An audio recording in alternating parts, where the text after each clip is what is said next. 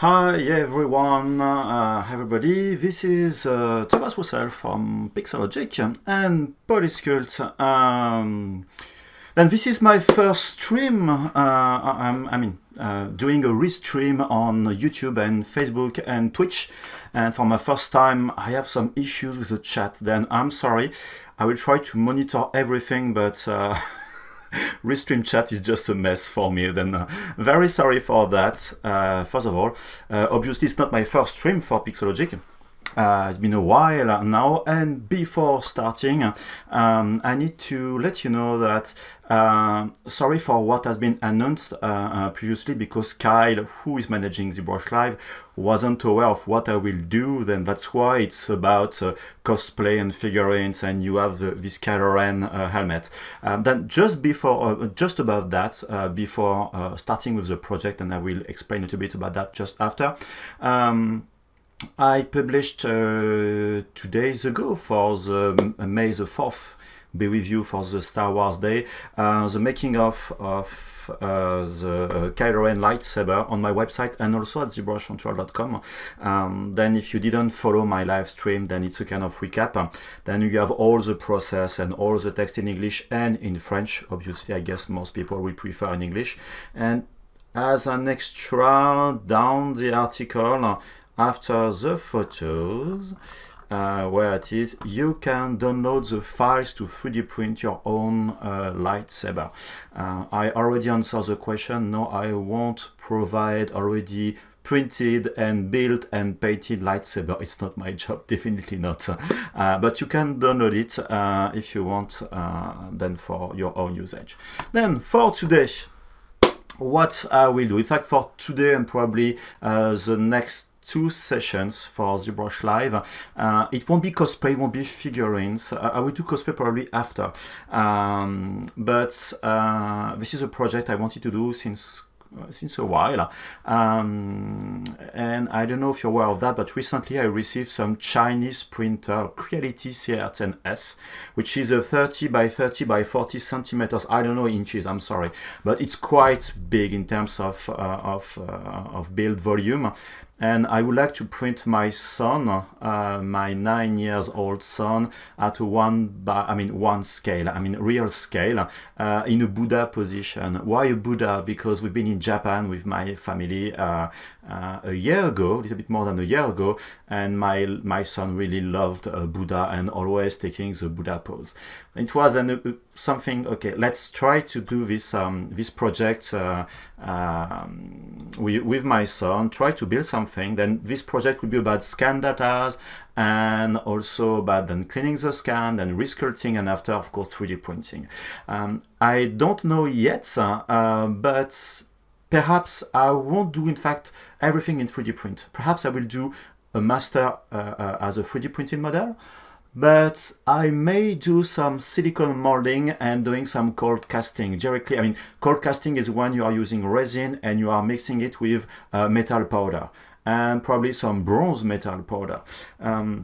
Let me switch to the larger webcam, and I hope I won't forget about that. You see, this is an FRTT, this is an old project. Perhaps you know about this scan that you can find online, and I did a lot of modification on it. I cleaned and all these kind of things, and I printed that in bronze.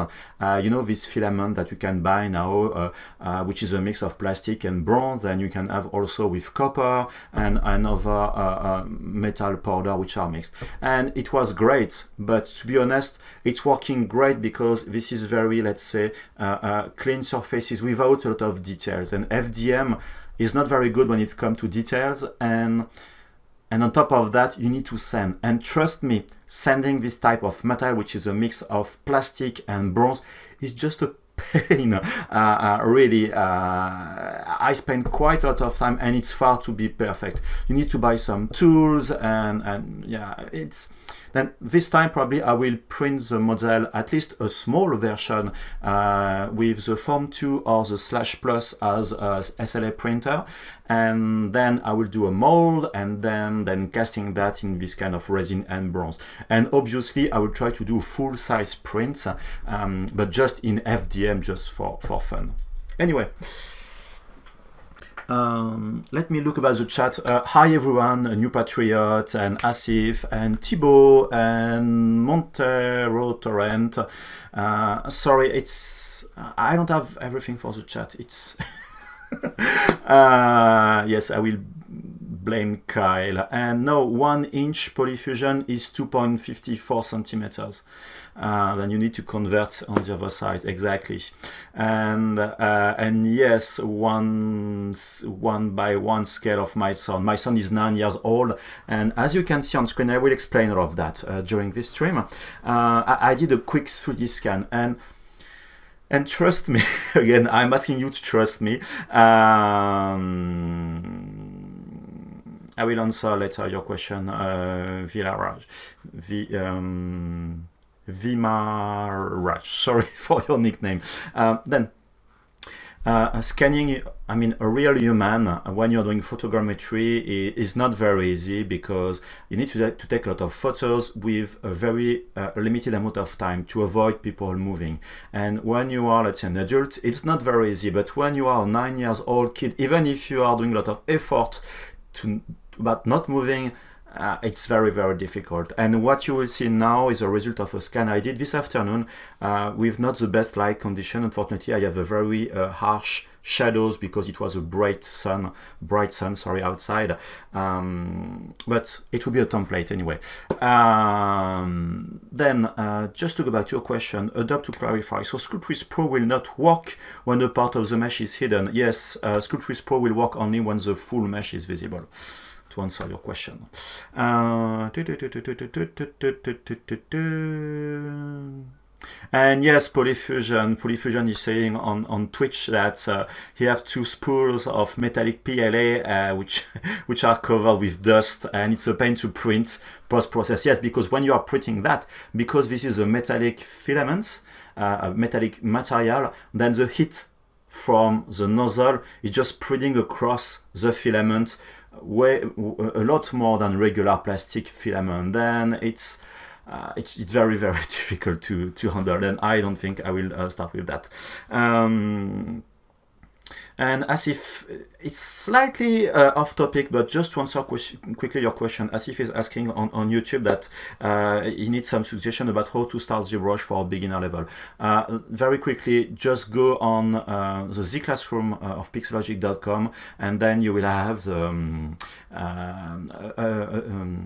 a tutorial, which is in fact provided with the trial of ZBrush, which was in fact for the previous trial, which covers the creation of first of a better face, and after a kind of sea creature, a kind of mix of shark and character, and start with something simple. Always focus about simple things. In fact, to be honest, I'm doing in French, I'm sorry for that, a tutorial about all the good steps to start with ZBrush, not about sculpting, but about how to think about 3D print. But sorry, this is slightly off topic. Okay, then let's really start with this this project. Then right now I'm not in ZBrush, obviously. I'm in Photoscan. Photoscan is from Agisoft, which is a Russian software, if I'm not wrong, which lets you 3D scan objects. It's based on photogrammetry. Then, as you can see below, I have a lot of photos that I took of my son in a specific way, and based on these photos, Agisoft, Photoscan, sorry, will just rebuild the position, will find the position of all the photos you took about your model, and then based on that, we build a depth and cloud points, cloud point, nuage de points. Cloud point. Oh, sorry, I don't anymore in English. I'm mixing the order of words. And then based on that, it will build a dense cloud points, and then based on these dense cloud points, we'll build a mesh and then textures. It's what all the movie industries and video game industries are using mainly to scan characters and environments and props, because it's very, very accurate. It requires a lot of processing power, but it's quite powerful, better than these laser scans and things like that. Then let me just look at Facebook, because I don't see Facebook at all. Okay, nobody on Facebook is Okay, then first thing, before just speaking about the photos, let me show you something. What you see on blue right now is a series of photos I took. This blue rectangle is a photo taken by myself around my son, and of course you see that my son is at the middle of the scene. Then the first thing that you need to consider is how you take your photos. Before, let's say, post-processing them, etc., you need to be very careful. And obviously it was a quick scan. Then it's not the best scan I ever did, but enough to my project. And as you can see, I'm building a kind of sphere around the model. I don't have enough just to go down the model or just to be on top, but it was enough for what I wanted to do. Then you see really there is nothing on top. But you take these photos around the model, and you need always to think that you have the center of your scene, and your camera need always to look at the center of the scene. And because it has been very quick for me, I haven't been able to look inside of my viewfinder in my camera. Then I just did some handle photos like that all around to my son, just to be very quick, and that's why it was far to be perfect. Then now let's just go back in Lightroom. What I strongly advise to do when you are taking all your photos is, if possible, if your camera is able to do that, is to work with just to be in full in manual mode. Avoid these automatic features on your camera if you can. But you have to know that even an iPhone or equivalent cell phone can take already some good photo for photogrammetry.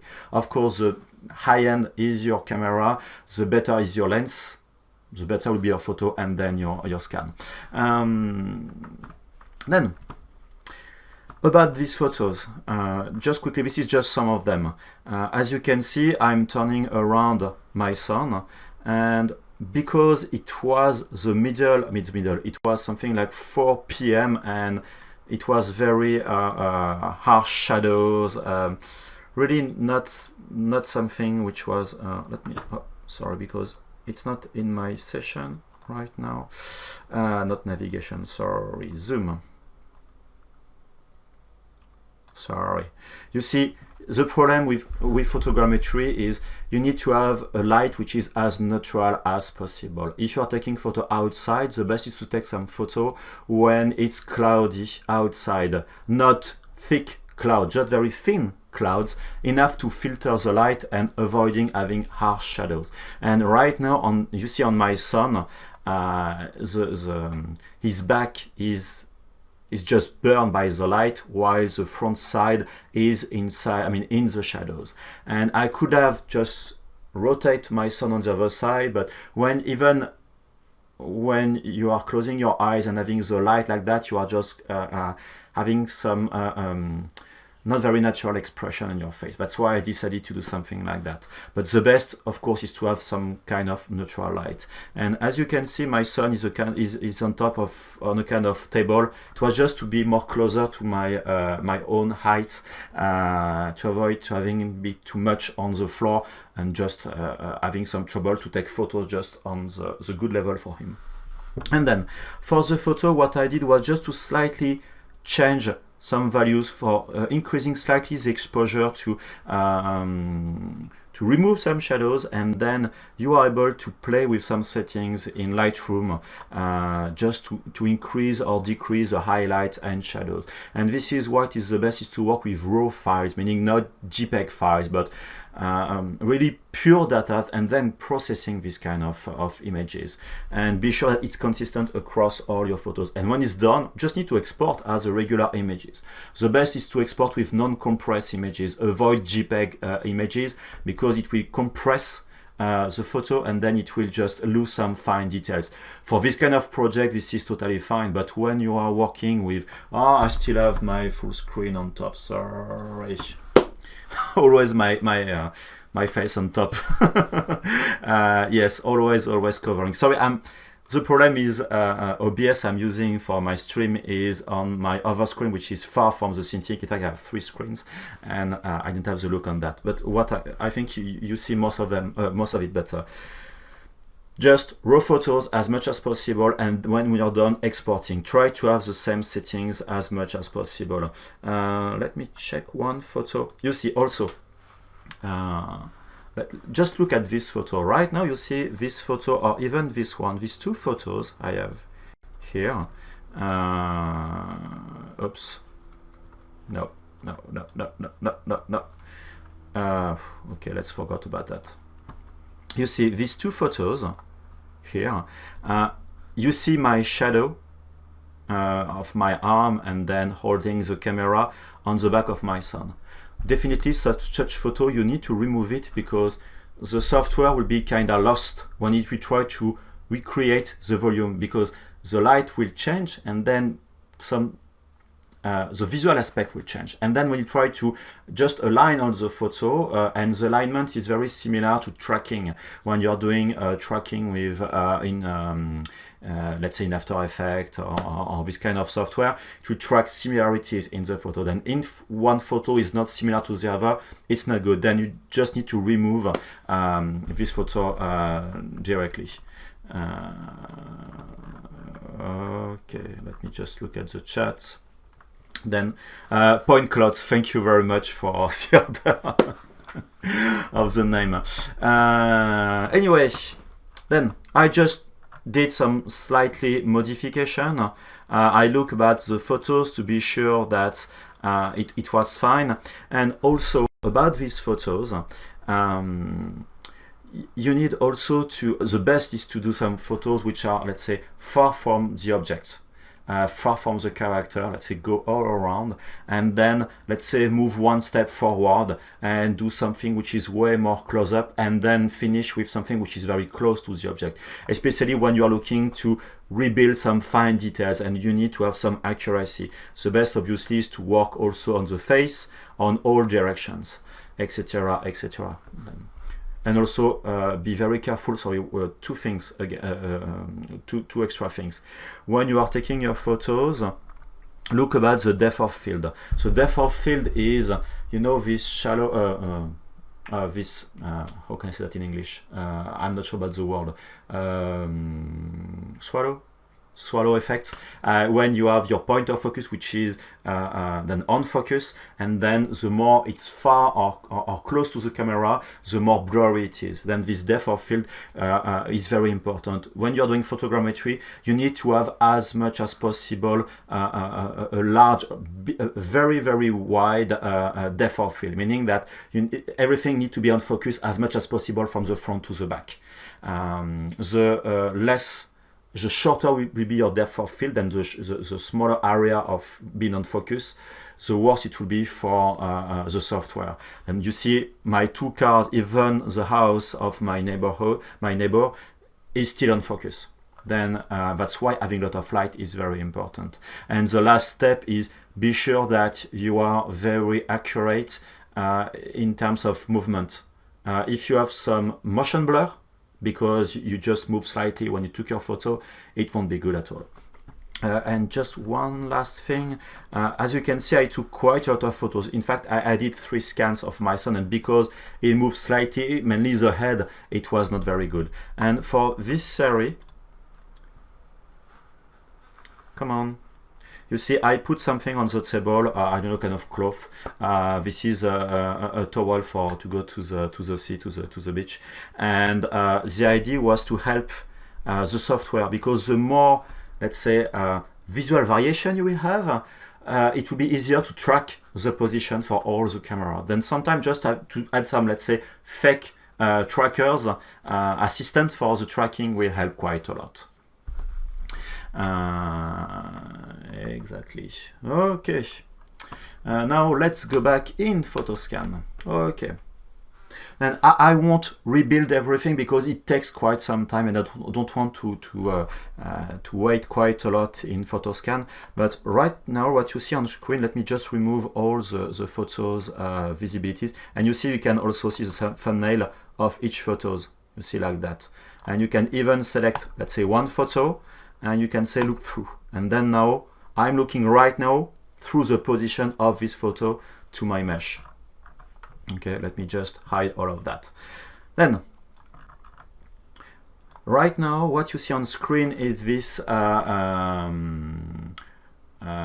sparse point clouds.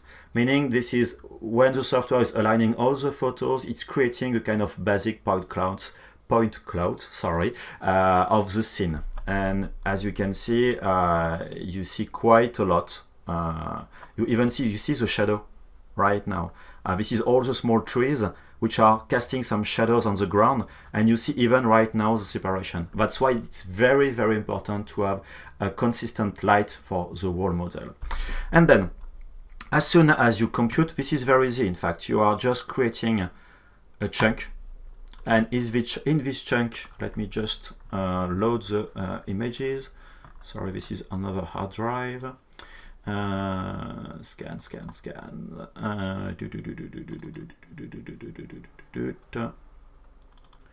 Let's say take that one. Just drag and drop the photos.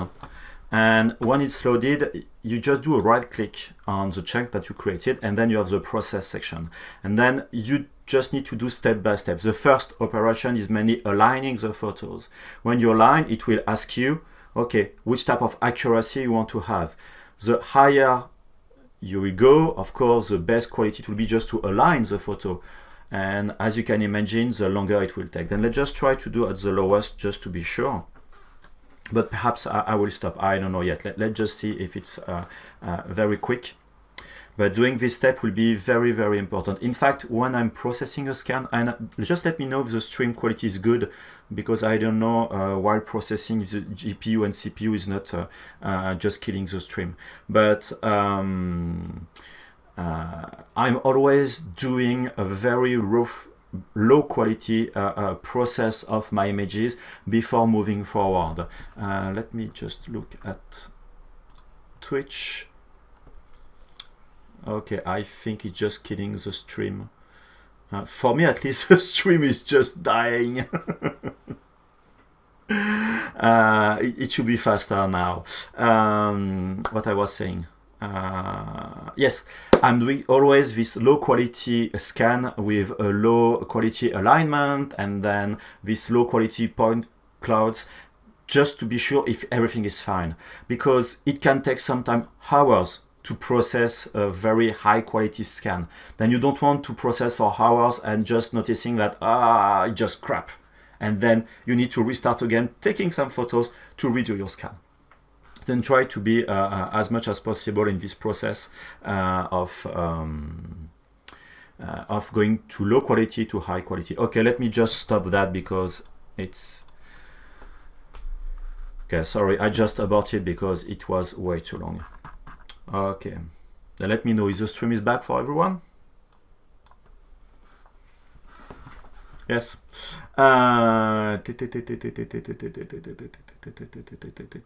Sorry, I'm looking at the different chats.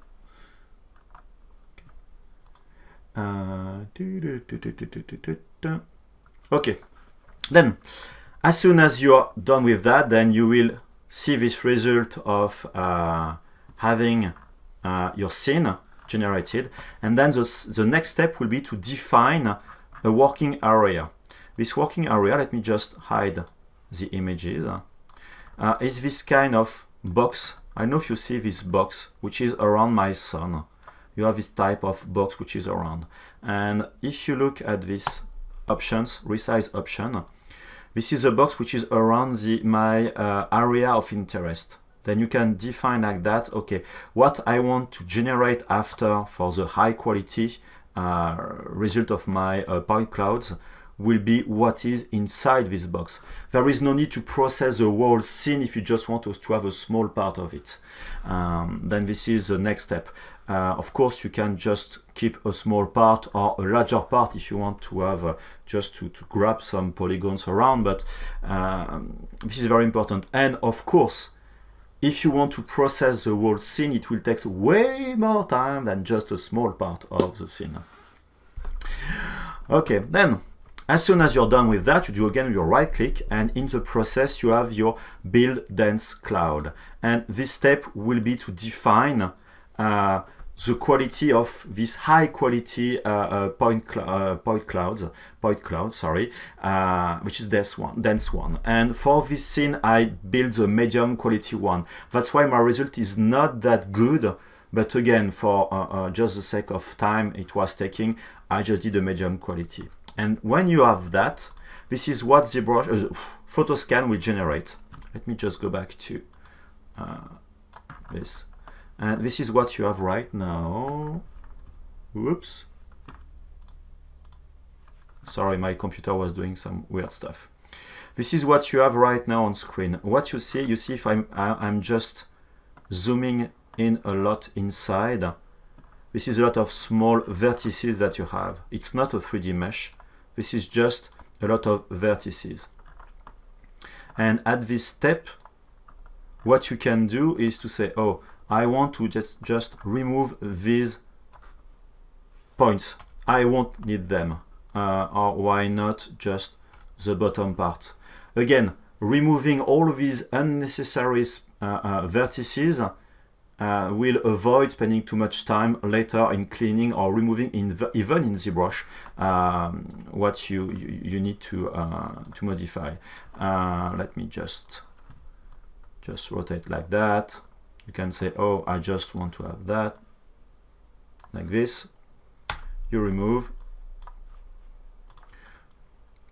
and you need to learn the hotkeys if you can, because you can't always do your 3D navigation with some of the tools. Okay, like that. Okay. And this type of gizmo is mainly for the 3D navigation, for your information. Okay.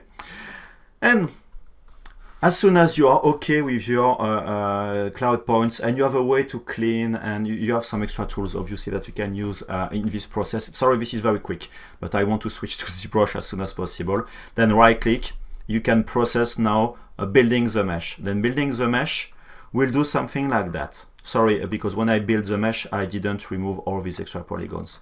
When you are building the mesh, you have this type of, in my case, an ugly topology. In fact, without the colors, the vertex colors, this is what I have for the scan. As you can see, this is not very nice. The reason is because I process this medium quality, I process the dense cloud points. Sorry, I won't remind that. Cloud points, sorry if I'm just inverting the words.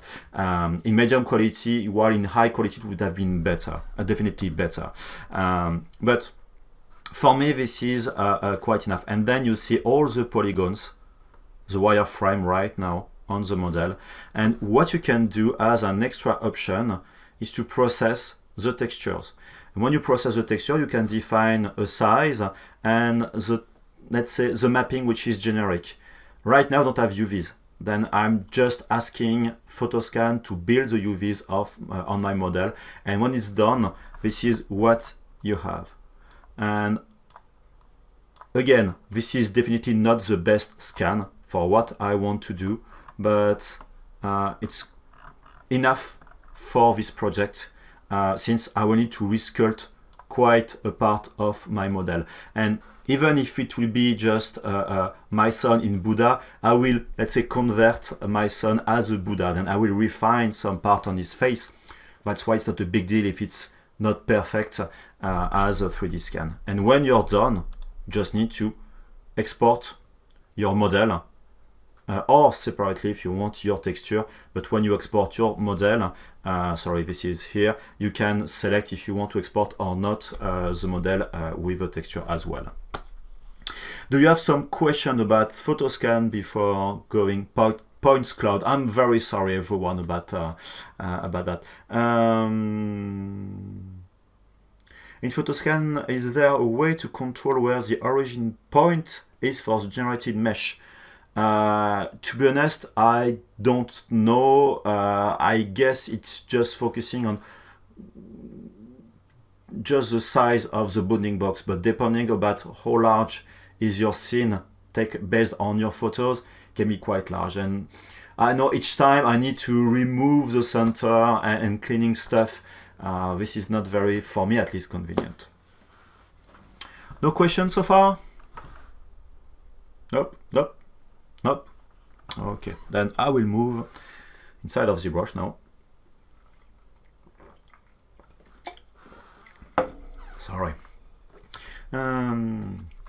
Let me just kill this software. No, I don't want to change to edit my modifications.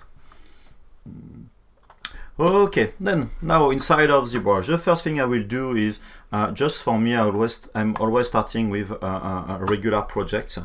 Okay, then I was the only one. Sorry, perhaps a mix of streams and everything just killed as a connection on my computer. Anyway, Jay is asking me if I'm using photogrammetry for cosplay stuff. Yes, if you look at my website, let me just go back to my website. Do I still have? You see for the Karen, if you go for helmet making off, even for myself, you see this is my head. Right now, I just did a scan quickly again about my face, just to build on top of, the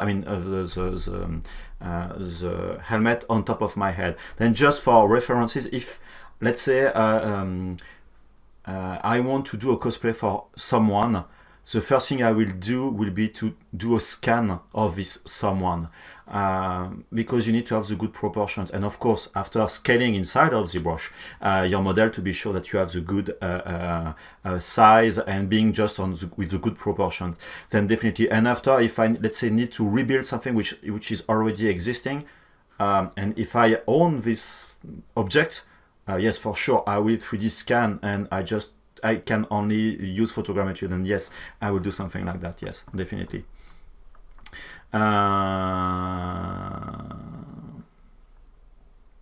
And again, I'm using Photoscan from Agisort for the scan by itself.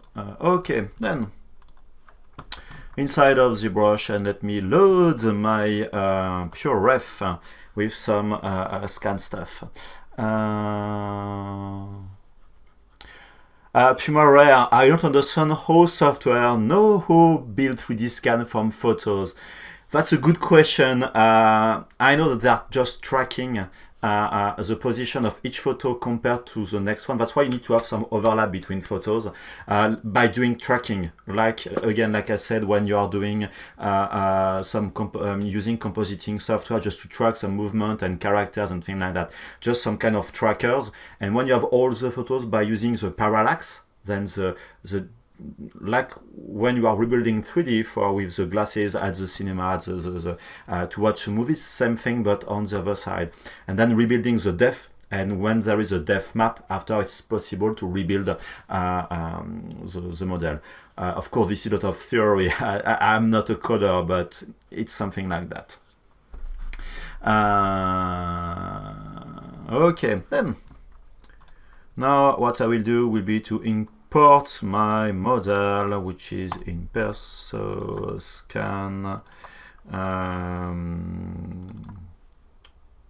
Where did I put? Oh, I thought it was. Oh no, I know. Sorry.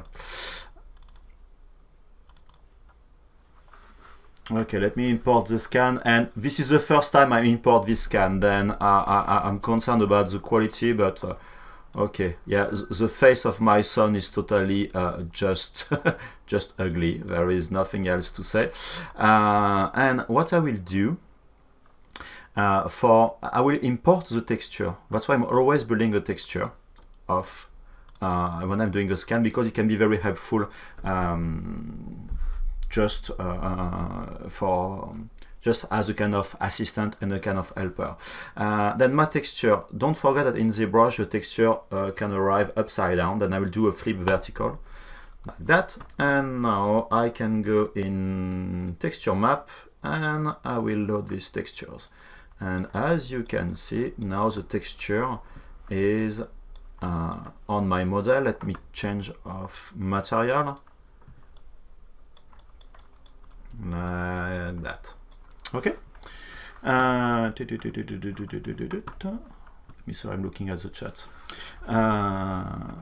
Okay, then the first thing I will try to do will be to slightly clean my scan, and I will tweak a little bit because I will use my texture as a displacement map to reproduce some details on my model. And now let me just leave my mouse and using my pen, removing the symmetry and just trying to smooth slightly, at least the face. For me, the most important right now I would like just to have back is the face of my son, and luckily he's sleeping right now, then he won't see his face like that.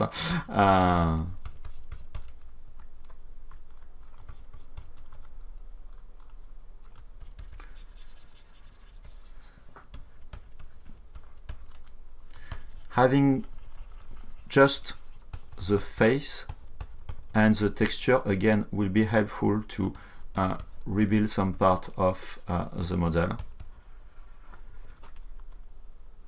I will sculpt all of that later.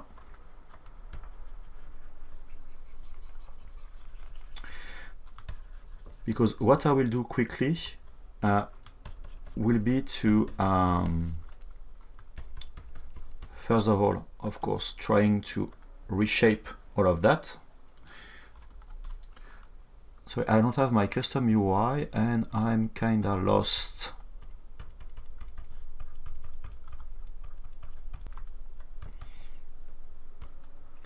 And don't forget that I don't have the symmetry.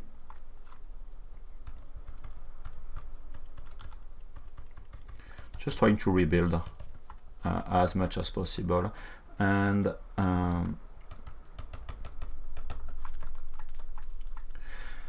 let me think. Yes. Now I just apply a subdivision level on my model. I just did a Control D. And my texture, like that, I would like to convert as an alpha, make alpha. Okay, now I have, oops, sorry, behind. You see, come on, ZBrush. You see, this is texture that I generated. And what I can try to do is going in displacement map and loading this displacement map. And now I will switch to mode. And mode means that ZBrush will use this displacement map to displace this model. If I increase the intensity, let's say go to 0.5, I have no idea, just I'm trying. Oops, way too much. Let's see, yeah, that's quite a lot. In fact, I think the texture is very noisy. Going in negative.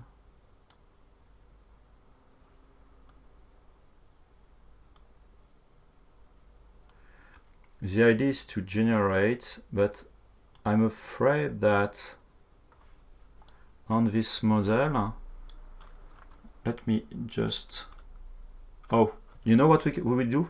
Let's just do something differently. Okay, yeah, we'll do something different. Let me remove my texture map. Okay, what we will do, we'll do another technique which will take a little bit of time.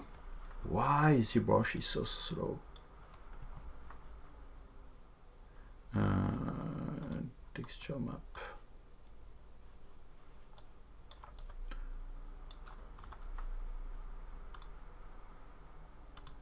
I'd like to know why ZBrush is so slow. I have no idea. Well, let me just check something on my computer because ZBrush is slow as hell and it shouldn't be slow like that.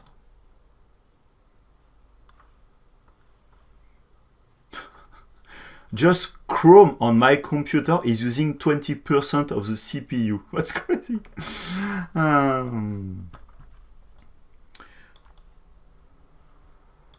You know what? I think I will restart ZBrush because this is weird, because this is very low, slow. In fact, what I will do right now will be just to keep what I need on my son face, and not face, but just body, and I will hide everything else. I will remove all the polygons. I will rebuild the topology with subdivision levels, creating UVs with UV masters, and then going back in Photoscan just to reproject the texture. Like that, I will have a high quality texture.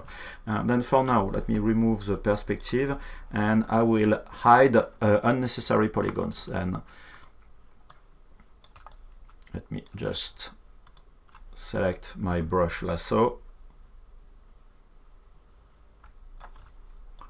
Let me just hide all these polygons that I don't need for now.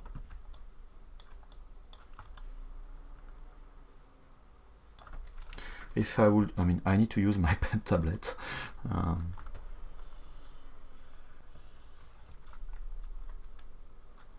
Just trying just to keep exactly what I need.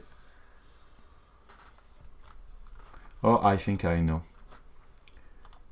Quick mode was off. You need to, yeah, this is something that you need to know is when you are using a displacement map in this mode stuff, in the transform palette, the quick 3D edit mode is just disabled. Then it makes the brush going slower. I just forgot about that. Sorry.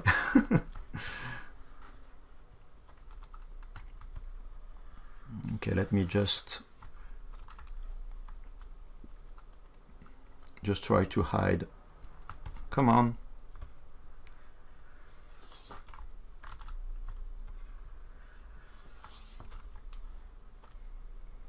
I really need to remove all of these unnecessary polygons.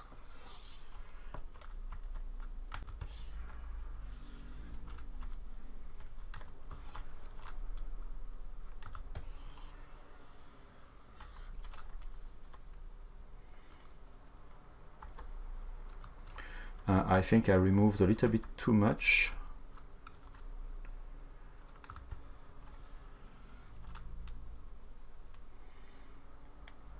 Okay. What I will remove as well are all of these unconnected, I mean, not unconnected, but all of these kind of tunnels. Trying to build everything. You see this kind of isolated polygons. Anyway, let's do something like that. Just looking if I have some extras tunnels on my model. Geometry, oops, modify topology, I will delete hidden. And if you want to remove polygons which are not connected to your model, you can always go to your polygroups, then doing an auto groups.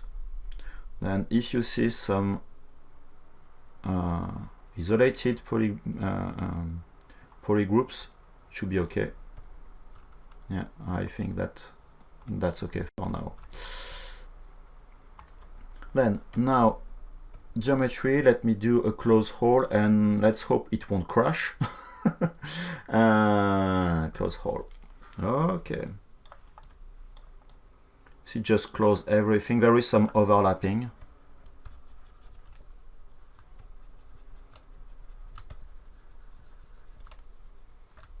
Like that, but I will do a Dynamesh just after. You see, I'm just trying to clean as much as possible my model. I will look at the chat very soon. And this is where the Sculptris Pro mode can be interesting when you want to clean some model. Let's say now what I can do is to just go, oops, sorry, there, and trying to see like that. I can remove all these polygons.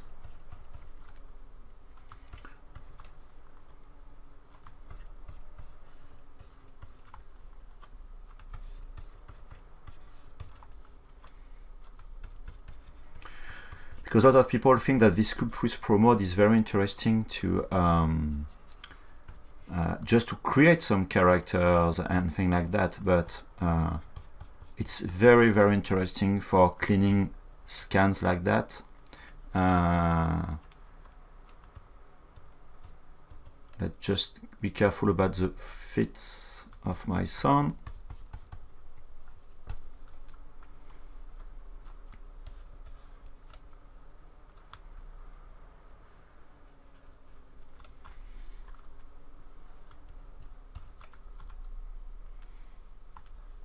Okay.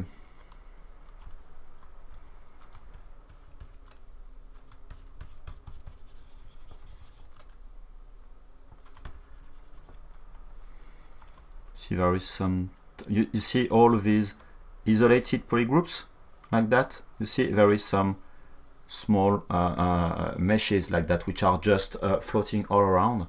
And if I do my auto group like I did before, polygroups, auto groups, everything is in green for the main part, but not all these floating items. Then let me just go back to select rectangle.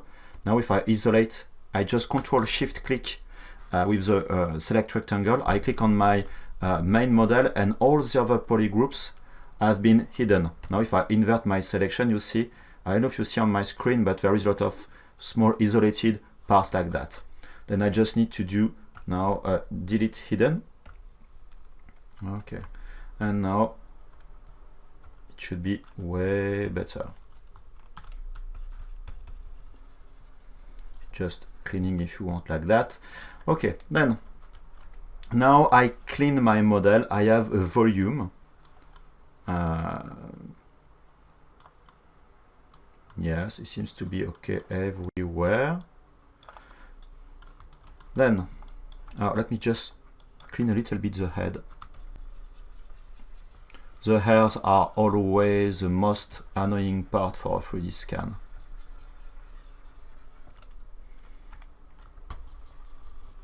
Sorry, I'm just finishing that and I will look at the chat. I'm very sorry because I'm not really looking at it right now. Okay, now subtool. I will duplicate, I'm duplicating my model. Okay, and this one I will just do a ZRemesher on it. Then geometry, ZRemesher, and for ZRemesher, let's go to 20,000, and let's wait, and now I can look at the chat. No, for the slowdown, definitely. Well, thank you for telling me about the 3D scan software in the background or dynamic on. No, it was just this quick edit mode which was off.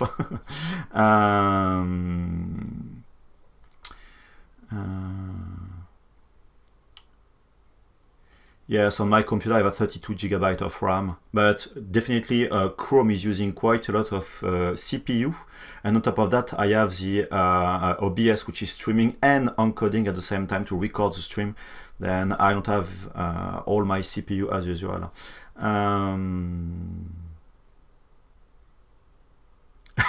No, Doug, no, definitely not.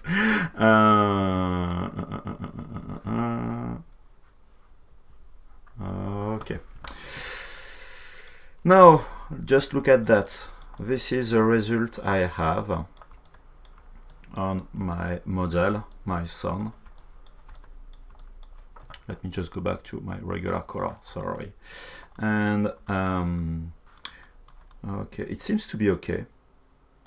I don't see any type of real issue. Oops, let me just remove the Sculptris Pro mode. What I don't like is this kind of, okay, just to be sure there is no, you see this type of sometime, because there is a kind of smoke peak inside. It's, I should have checked that before.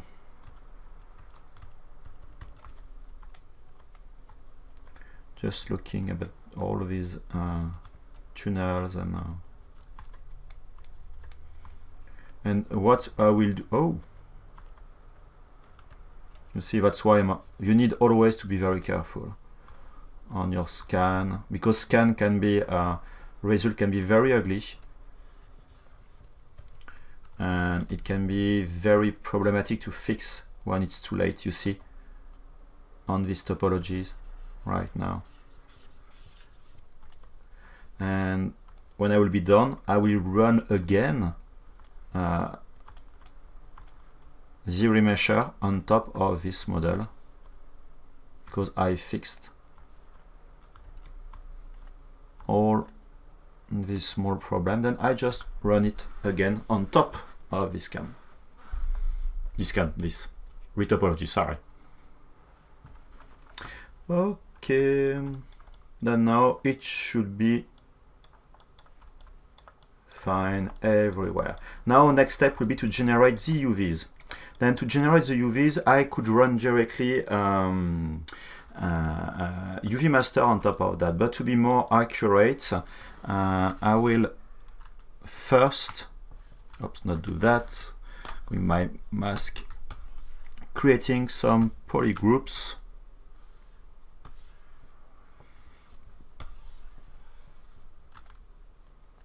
Like that, Control W. I don't try to be perfect in what I will do, but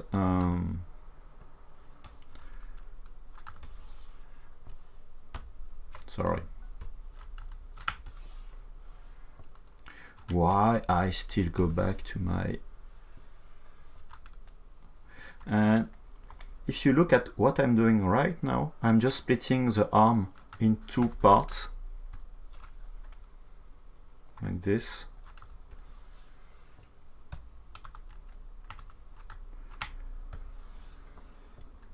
I'm just breaking my model in multiple parts, nothing else.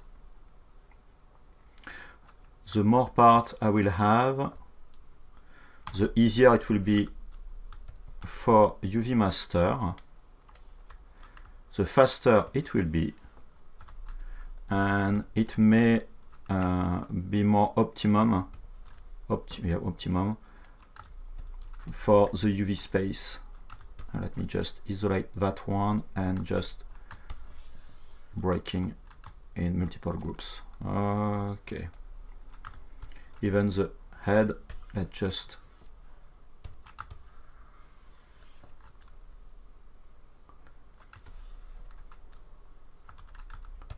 okay. You see I have multiple groups of my closed model. Then if I go in UV master, now I just click on this polygroups options. Like that, it will just split all these polygroups in multiple parts and then creating the UVs for all these parts.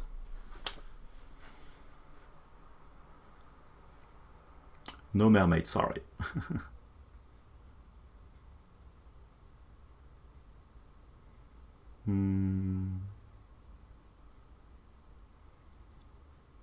Yes, cloves just to work on that is just a pain. It's very interesting, but so much difficult. I didn't do work on clone first because on this model I did a copy first, and I don't have subdivision levels, I don't have poly paintings and this kind of stuff. So work on clone is very useful is when your model already have a poly painting and subdivision levels, because you can't do your subdivision, your UVs, if the model has subdivision levels. I mean, it's not possible, but some features are not possible. Then just to be sure that you won't alter, modify your original model, it's better to work on a clone, but it's not an obligation. Okay, then now if I do my flatten, you see this is a result I have for my UVs. Unflatten. Okay, now I can do a Control D, let's say twice, to just subdivide my model. I can bring back the scan just to be a little bit closer. And what I'm doing when I'm doing a projection, this is what I will do next. First, I'm always saving a morph target on my model. For whatever reason, if my projection just killing my model or just having some issues and artifacts and things like that, at least it will be, let's say, I will be able to just use my morph brush, sorry, to clean and to fix the artifacts and things like that. Okay, then now let's just go to my project and let's do a projection. Okay, seems to be okay. Let's go to the third level.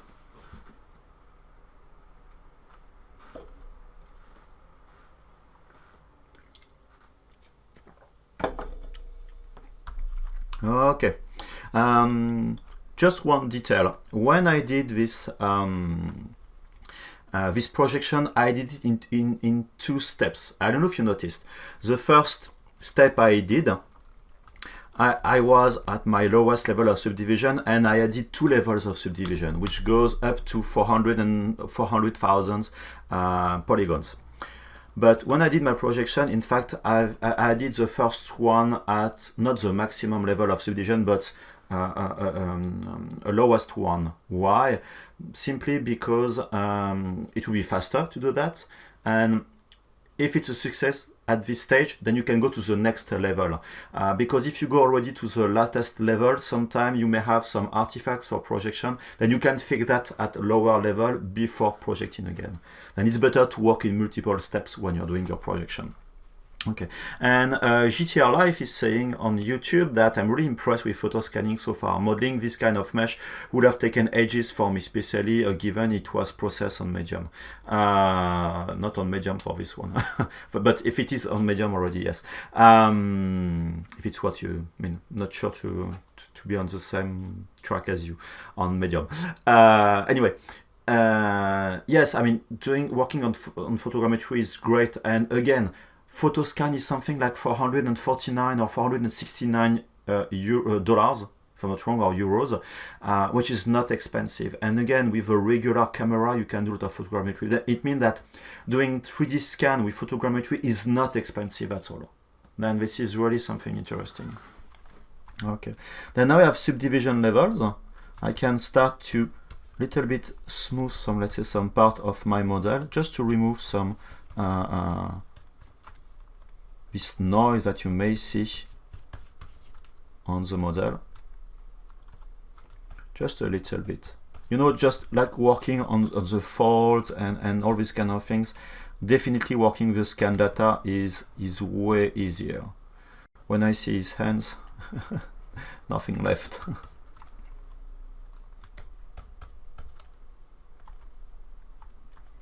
And later, obviously, I will sculpt his face a little bit more.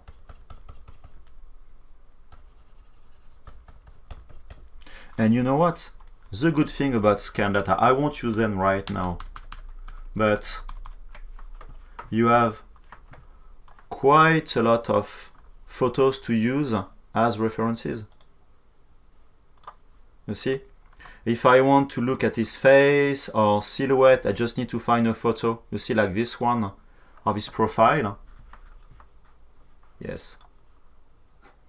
And then I can work with that as a reference if I want.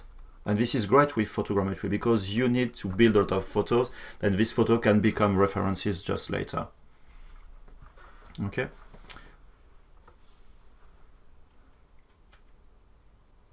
And yes, you can use Kinect. I mean, if you want to look at this type of quality, having an old Kinect with some cheap software, you can do this type of scan quite easily. Photogrammetry is better again when you don't when you are not scanning your son.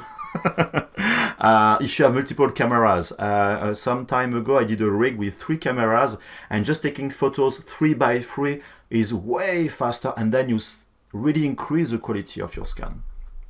And salut Henri. Okay, then now I have UVs, I have subdivision levels on my model. Then let me just go to slightly, just fixing. You see, I will need to fix this type of stuff when I will sculpt with ZBrush, but okay.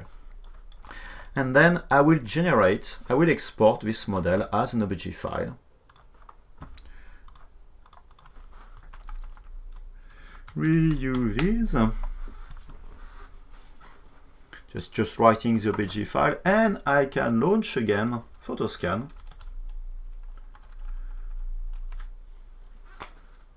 Okay, I can reload my project. Okay,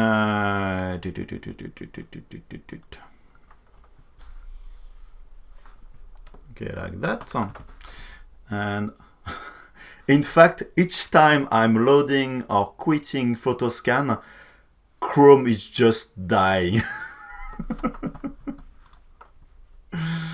I hope it's still okay for you. Okay, and then now I can import a model. Then, oh, where did I import this model? Where did I import my model from ZBrush? Sorry. Export. Okay, yes.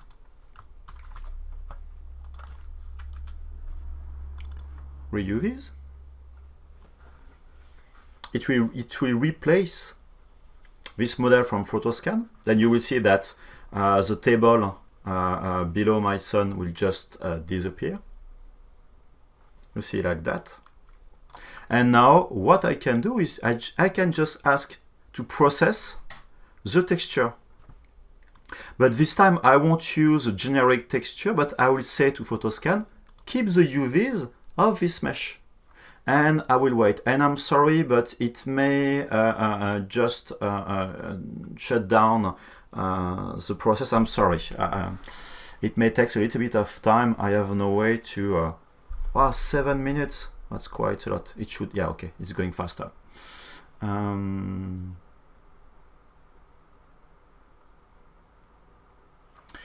For the surface pits, I mean, if you mean this kind of large bump stuff, yes, depending of the quality of the photogrammetry, it can produce this kind of very noisy surfaces, and the lack of images and photos will be problematic. Let's say if and I hope I won't forget the webcam, but let's say you have an arm which is like that, it will be very difficult to take photos inside just below.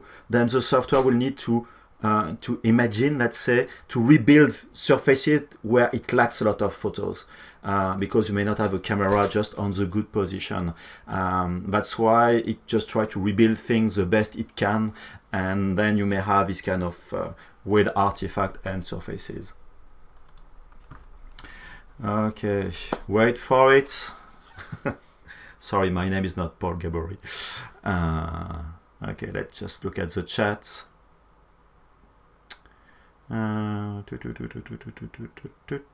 Yes, some lag. I'm sorry for the lag. And just to answer a comment of Hiram Topit on Facebook, to compress the memory inside of ZBrush, you don't really need to do that now anymore. It was interesting years ago when computer didn't have enough memory. Then ZBrush now is powerful enough to do these kind of things. And when you have, like me, 32 GB of RAM, even if Chromes and other software running in background are using memory, I have way enough memory to do this this process. And yes, right now, yes, for the lag, the texture is computing, the stream is computing, the recording of the stream is computing at the same time. I'm sorry. I should look at how I can process the stream through another computer. I know it's possible because I have the Ryzen, which is just next to me, which is right now just down. Then it may be interesting to use another computer. I'm sorry to make you waiting for all of that. I'm sorry. While waiting, if you have some questions about ZBrush, just ask them and I will do my best to answer them. No, yes, yes, no.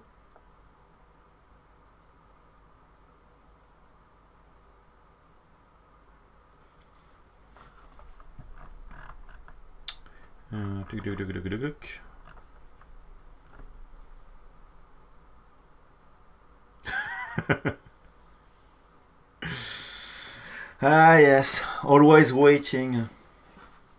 I'm dreaming of the day where you will press on a button and whatever the computation that your computer needs to do, it will be just done right away.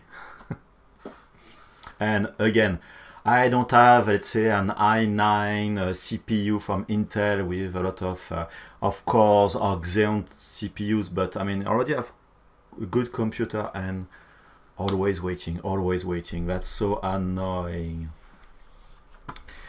Come on.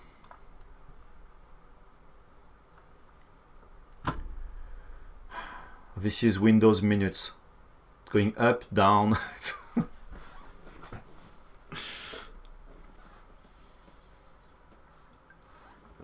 And I have no way to skip that.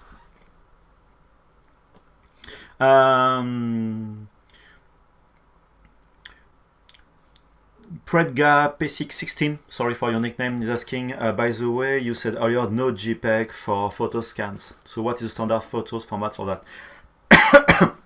I'm using TIFF images. I tried PNG file and I had a lot of issues with that. I don't know why. Then I revert to TIFF files, and TIFF files without compression, and it's taking a lot of hard drive space. But for me, it was what provided me the best result. Also, you need to know that you can work with mask in Photoscan to remove some part around your model. You can build them in Photoscan. Then some file formats provide some benefit. JPEG files are just compressed file format, and it's not the best one. For the sake of speed, for this project, I did JPEG images. But if you look at my other project, like my Star Wars project and things like that, it's just pure TIFF files.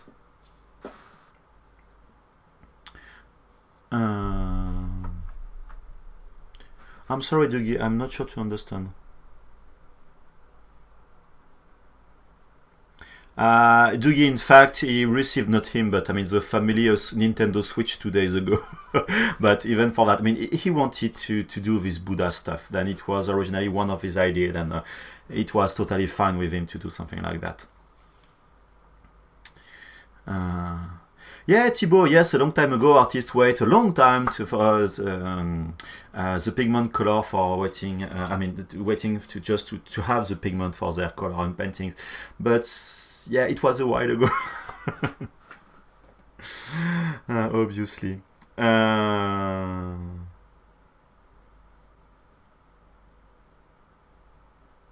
Yeah, I know, I mean, I started 3D professionally in 1996.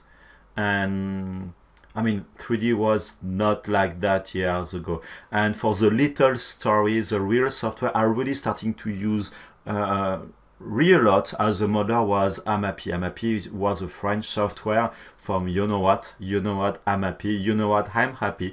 If you know Droopy, you may understand, which was just a polygonal modeler. And even in 1996, it was just crazy. It was just fantastic.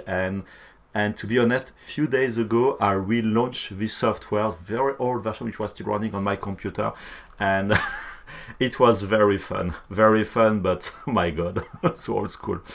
Okay, then you see now the texture, which is a little bit blurry. It's yeah, not the best one, and you see the shadow. Okay, then texture now is okay. Then I can export this texture. Let me just go back in the good ReUVs. Now I won't write an alpha channel. Now it's done. Yeah, Louis, sorry, but all of these steps of processing had an impact on the stream. I'm sorry for that, but I have no way to avoid that. Okay, now I exported my model. I don't need to import back my 3D model because I don't need to import what I just exported. What I will do will be just to import my texture I just generated with Photoscan. You see this Louis ReUVs. And like before, I will flip it up and go back in my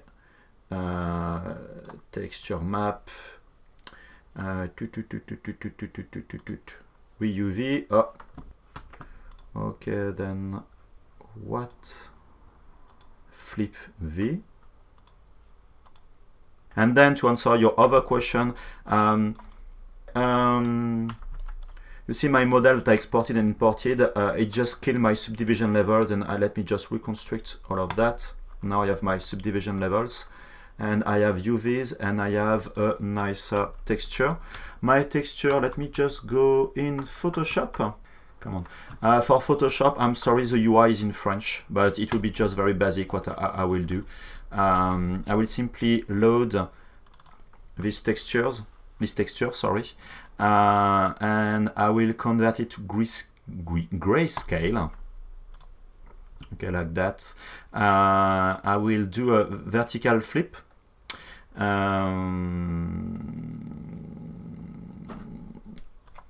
vertical symmetry, and you see you can see already some detail. Then why not adding, let's say, some contrast, or perhaps playing with the levels.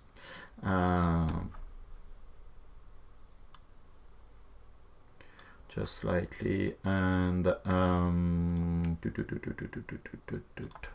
just looking at the face.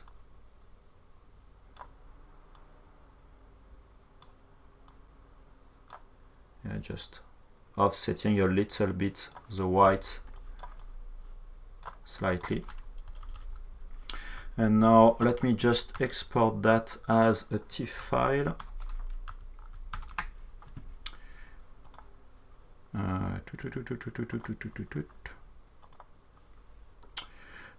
No compression. Okay, let's go back in ZBrush. And now if I go in displacement map, I can import ReUVs. Okay, and now if I go in mode and just slightly increase the values.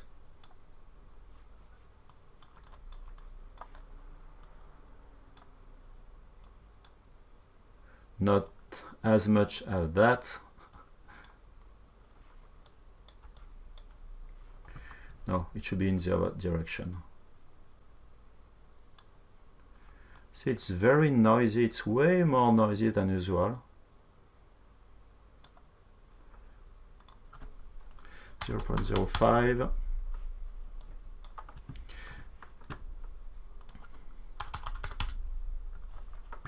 The idea is to just project some part coming from the texture. The idea is just to be to using the texture as a kind of assistant. Like that, I know that the eyes will be on this location, and the nose. You see the nostril, the lips, even the ears. It's not very useful to go very far in terms of details, but it can be, let's say, interesting. But like I said before, I will go in my morph target and then storing a morph target, and now I can apply my displacement mesh. It's not that much. Transform, quick edit. I think I don't have enough polygons for the texture. Let me redo it again.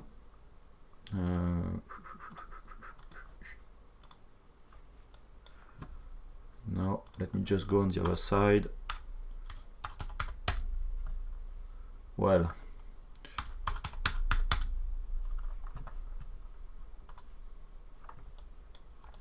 okay.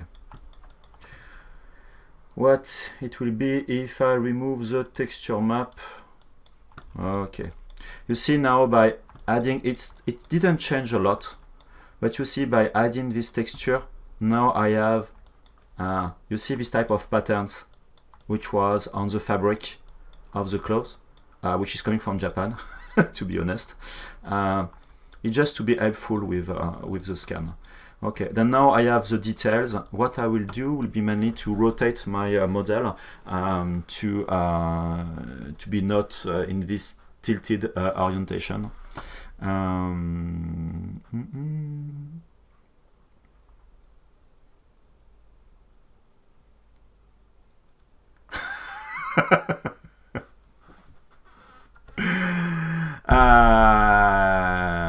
No, sorry, in 1996, yes, I was 20, I mean, I'm 42, I mean, almost 42.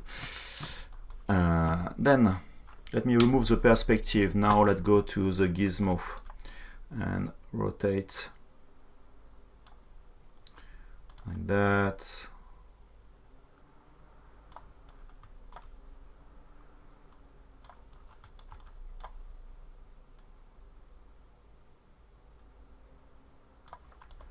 Problem is my son was yeah, I wanted to have him more just not straight, but not be too bended with his back, but not very easy. Okay, let me change of material because I don't like this one. Let me load my UI. I'm sorry, but because I don't have my UI right now. Load UI. Sorry, I need to look at a drive that you can't see the content.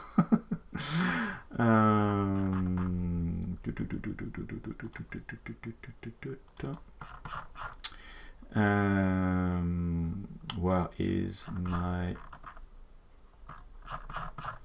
Sorry. Okay, now I have my UI back. Now I wanted to have my my material just to see what it is. Okay, then now I have all my stuff. I'm able to start finally sculpting. Oh, UP is online. Sorry, UP is a friend that I met years ago and now who is in Quebec. If you're still in Quebec, UP. No, sorry. Oh, I mixed with someone else. Sorry, I think it's not you. Sorry. Okay, then next step is trying to orient better his head, which is more on the side. Let's say I'm fine with this current position. And yes, I work on Carrara. I've been working at Eovia before, and then you know what, G5G, and after eFrontier, which was a Japanese company, Shade and Manga Studio and Poser when it was at that time this company. And I have very long history in 3D software development. Okay, like I said before.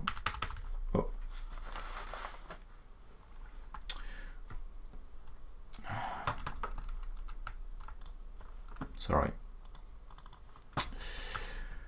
Masker, so now I will just try to reorient a little bit the head of my son. Like that. I will go to a lowest level of subdivision. That's why it's great to have your level of subdivisions like that. You can go up and down. As you noticed when I did my scan originally, I had just a big set of raw polygons, and that's why I did this Dynamesh to fill everything, doing my retopology like that. I have my subdivisions level. Now I have a closed mesh and I can go up and down to modify my model as much as I would like. Then I can now just let's just use transpose. To do this kind of things, I prefer using transpose. And then I can rotate like that slightly. Just trying to symmetrize, doing... Okay, you see, because of that now I'm able to just rotate slightly my model.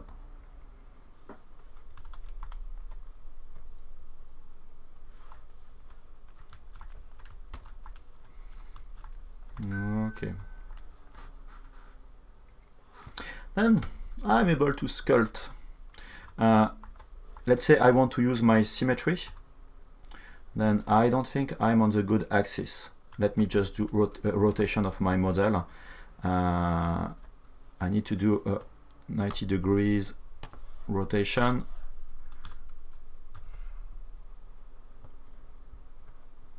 Like that. And what I will try to do will be to just realign my model. If I go to the center of... Yeah. What I can do is trying to find the middle of the head, like this. It should be roughly the middle. And then now I can click on this home button. Now I know that my head is just aligned with the vertical axis. Let me just move up slightly.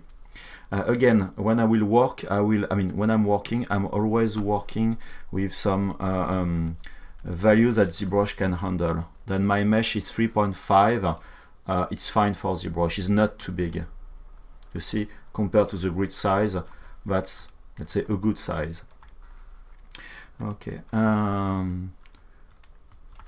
What I will do as well is to be sure that I will align everything with the fit. You see there is one which is here, then I need to just move down everything below.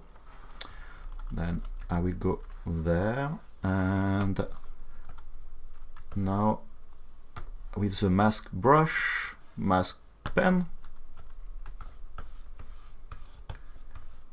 oops, I'm just masking the bottom part of the mesh of my sun.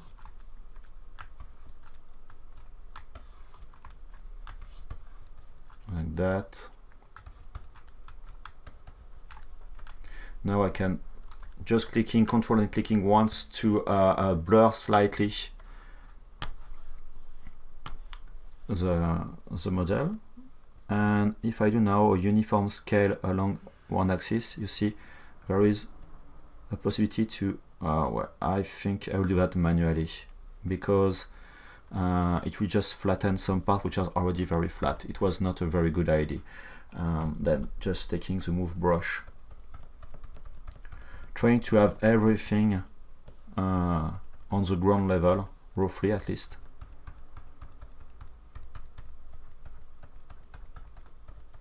Because I will add a base anyway. But I prefer to have something which is, if possible, approximately, let's say, flat.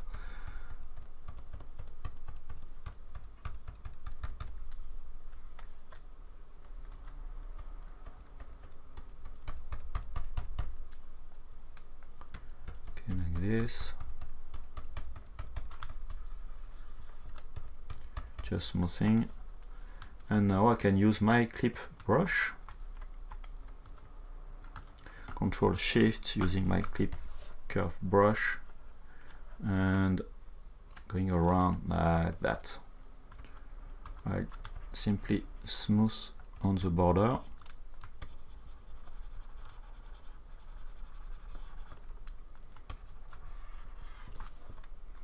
To have some nice transition.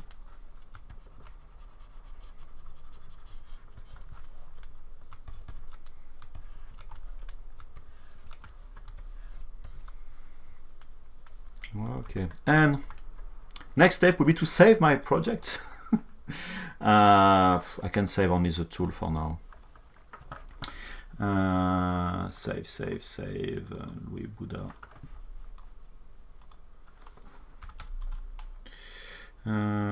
What was my zip? To ZTL.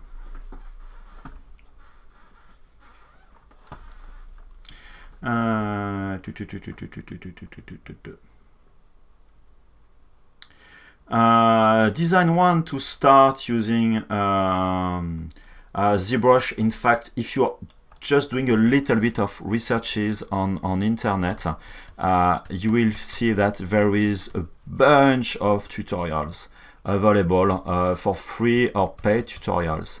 You have a lot of artists using Gumroad. I mean, it's very easy to find content about ZBrush online to learn the software, really. And even what you can do is going on the Z Classroom on pixologic.com, and as well you will find quite a lot of tutorials, free tutorials, and some of them are really designed for beginners to learn the software.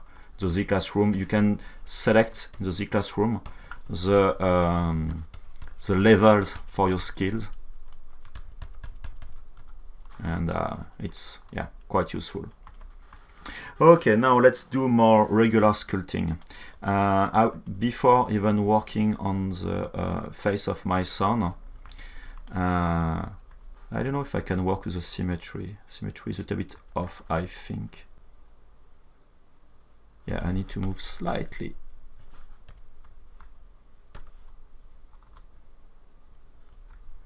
Sorry, it's just looking. Yeah, I think it will be better like that. Then, ooh,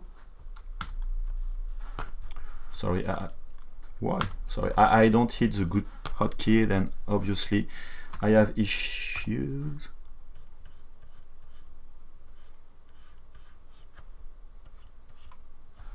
You know what? Yeah, because the eyes are not on the same position, then I think I won't use the symmetry anyway. Okay, then let's remove that. I'm just separating some parts. I need to see about the hands. Then what I will do is, let me save my pure references.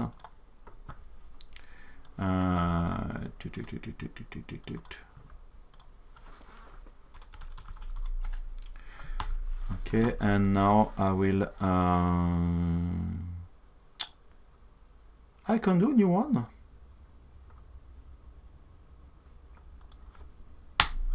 Okay, I will just load 1 or 2 images of my son, just to have some references. Like I said before, it's better, since I have references, it's better to use them. Like that, and let's say a side view, say a view like this one, and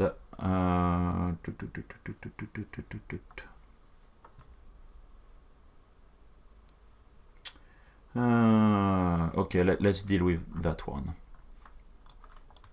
Ah, it's not the good scan. That's stupid. It was scan 2, scan 1.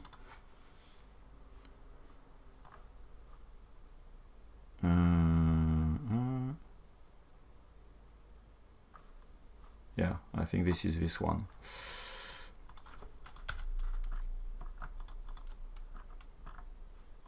Sorry for making you waiting. I need to have a wider view.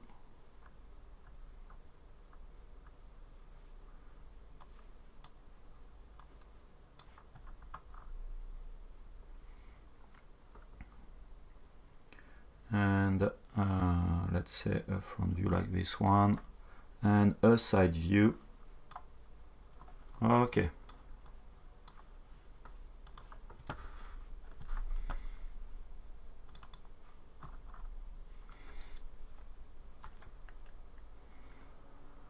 Yeah.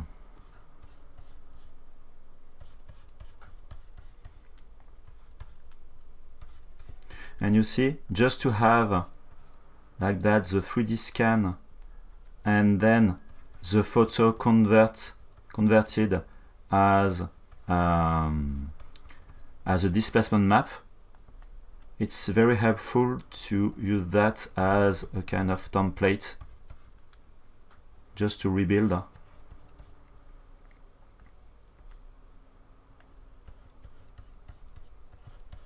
See the part like that.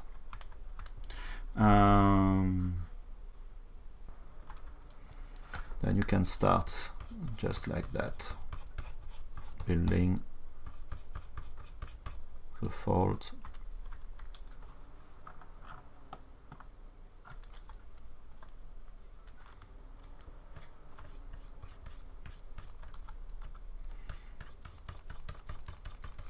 And now it's more regular sculpting. And you see just all these parts, this kind of big area which is just very noisy. It's because the 3D scan had no idea what was inside. Then I will rebuild, and because I will 3D print, and more important, I will probably mold my model.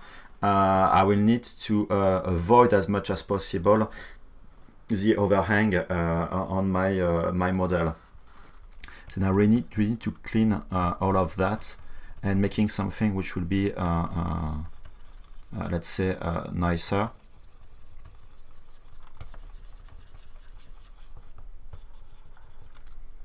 Then this fold, oh, this one.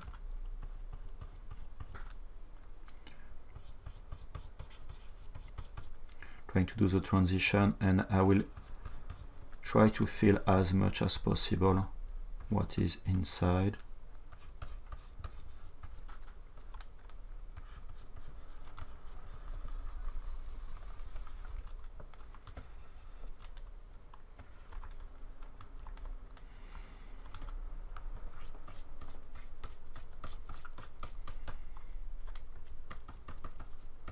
And you see, just working with a scan will give you quite some directions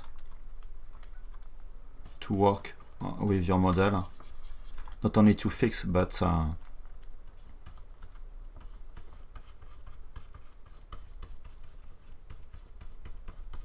and because this is a Buddha, then you have a lot of possibilities in terms of the ears to make them just going down.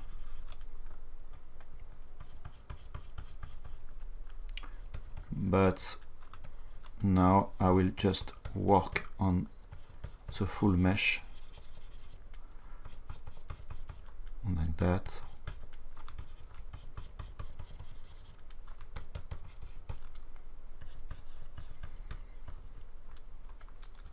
And because I have my references, you see, that's very easy to again to work on all of that.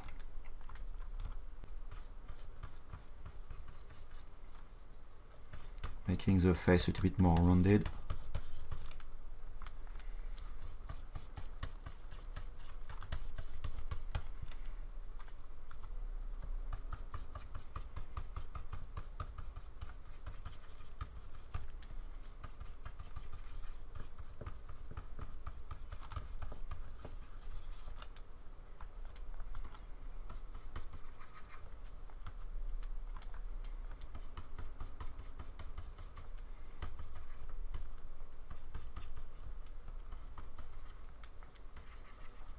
And because this is a Buddha, this is the idea, it will be easy to stylize everything.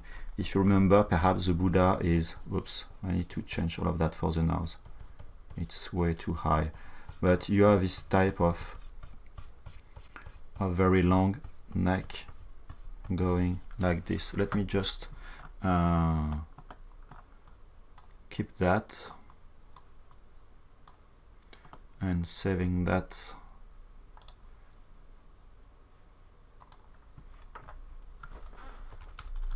Louis, and let me load the Buddha.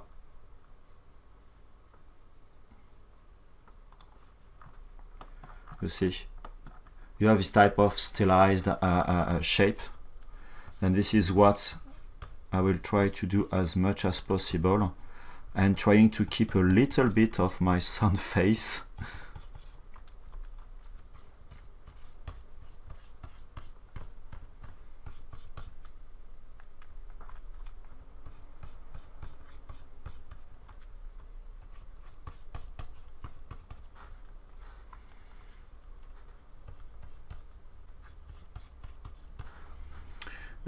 Let me use my ZBrush.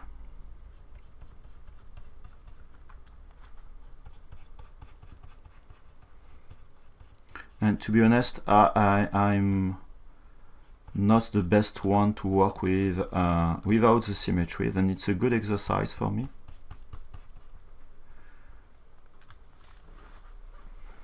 Especially if I'm not aligned like it should be.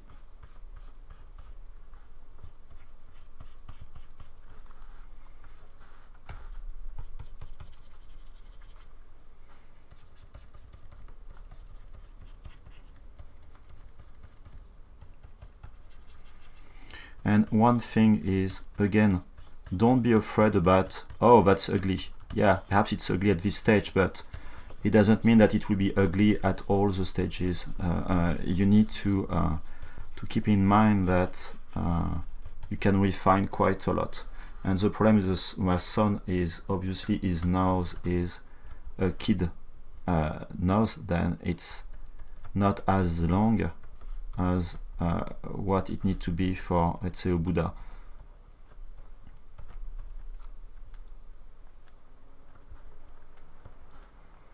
So you can rotate around.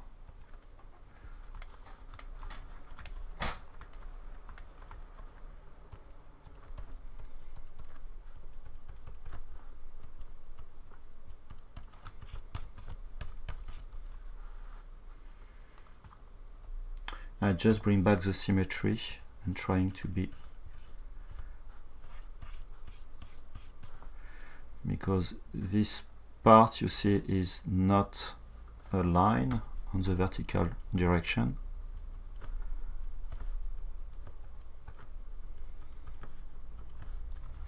And nothing prevents you to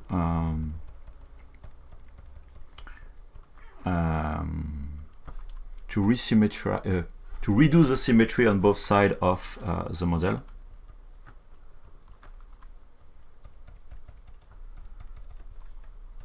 See, now I'm trying to work with the symmetry.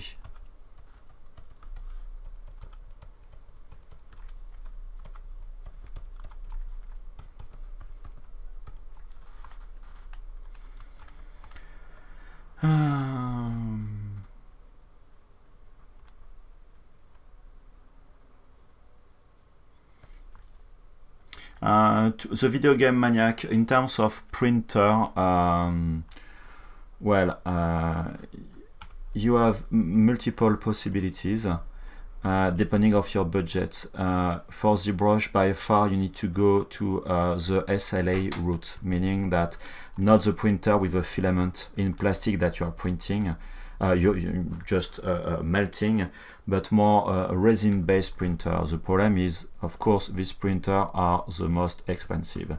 I'm a really big lover of this Form 2 printer for Formlabs. I really love that one. It's really a great printer, but obviously it's a little bit expensive.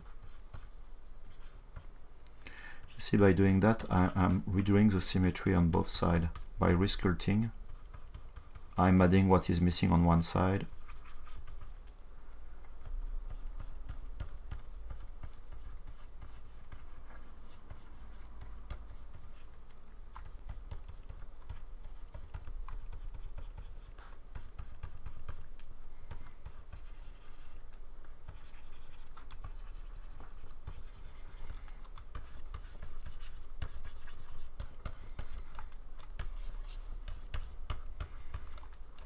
But 3D printing is great, but it's also a matter of budget. After, if you are really I mean, you have a limited budget, and if you want to go more for the plastic route, meaning FDM printer, a Chinese printer, the CR10 from Creality company, is kinda good, I have to say. You can find that on AliExpress, on GearBest. It's yeah, quite a good printer. Don't be afraid about what I'm doing right now.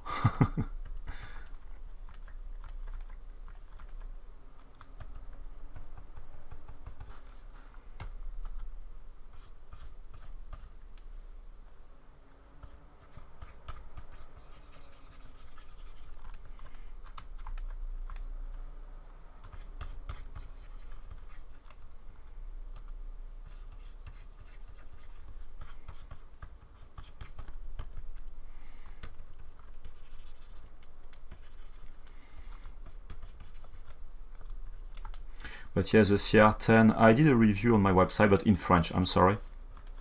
I've been very impressed for a printer at that price. It's very, very good.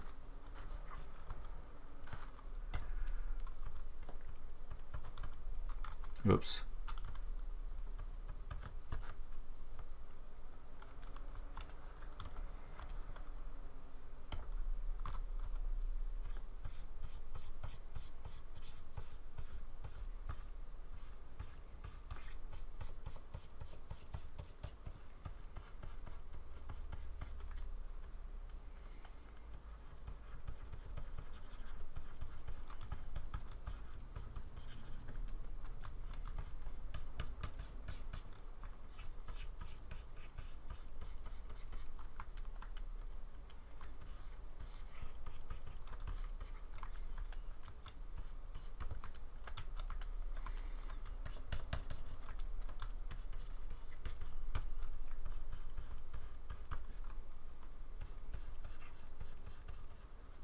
Oops.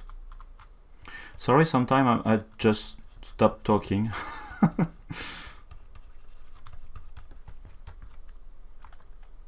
Okay, you see my lips are just lacking of volume, but that's fine.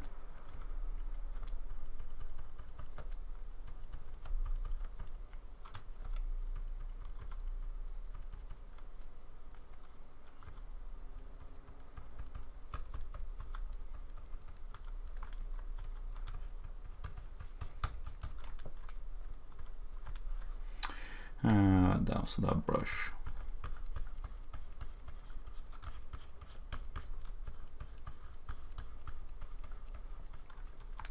I will increase the quality obviously later of my model, but there is no need to work with a high resolution mesh if the current resolution is enough.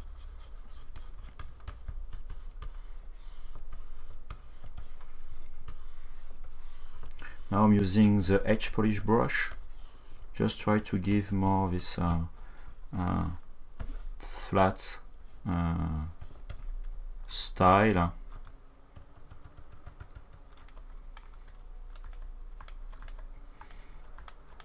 And for the ears, let me continue what I did on one side.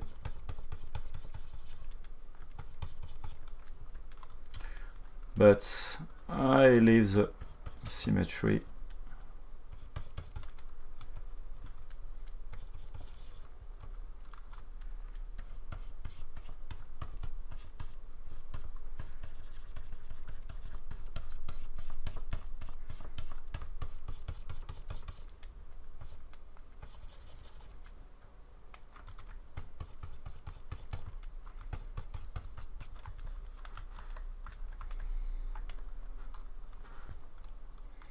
You see, that's the problem of having a model which is not symmetrical and you are trying to work with symmetry. You see I'm adding some volume on one side and it doesn't appear on the other side, just because of the lack of volume.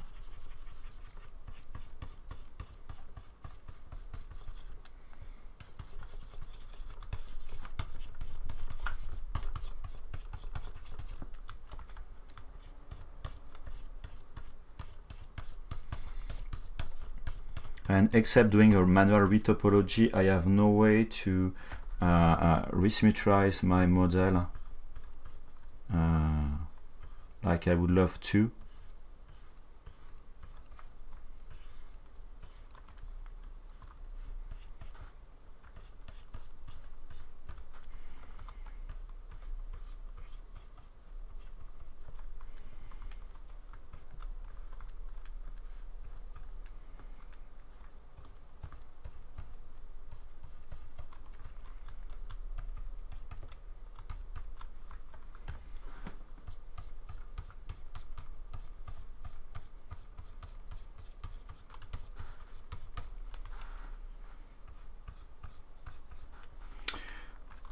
Let's make that a little bit more rounded.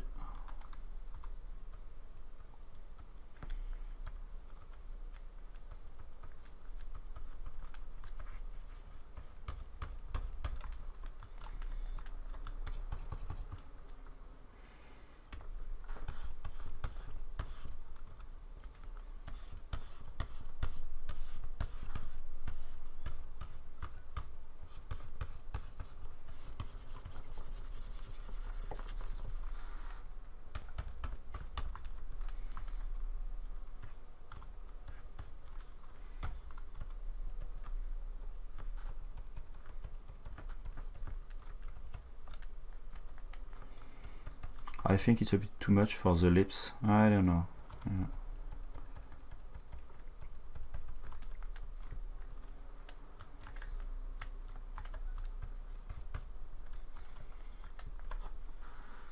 Yeah. For the picture references that you see right now, this is an application which the name is Pure Ref. It's It's a free donation where I know I pay. I think I give something like $10 for the software, and it's really worth it. It's just going on top of your application, whatever is your, whichever is your application, and it's very convenient. You want to focus on that one, just double click, or this one. You can move, you can manipulate, you can play with the transparency. It's really something great and cool. I really love that one.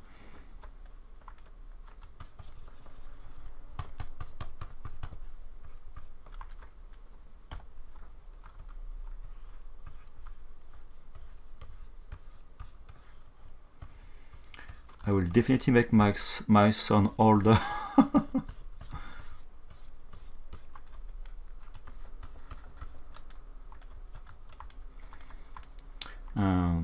What I will do also is, let me just work on this part. I will start to think about where I will cut my model, because again it's a model for 3D printing, and I will need to split it in multiple parts. And I will do like probably some colors, or some not colors, but some colors, just to make that a little bit cleaner.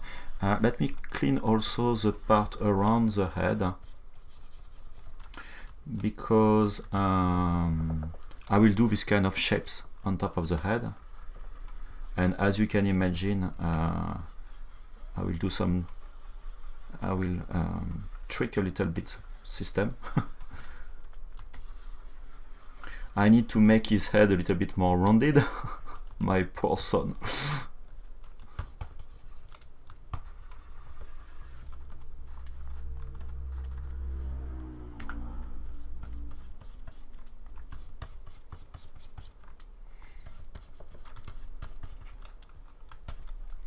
Oops, I forgot to deactivate the symmetry.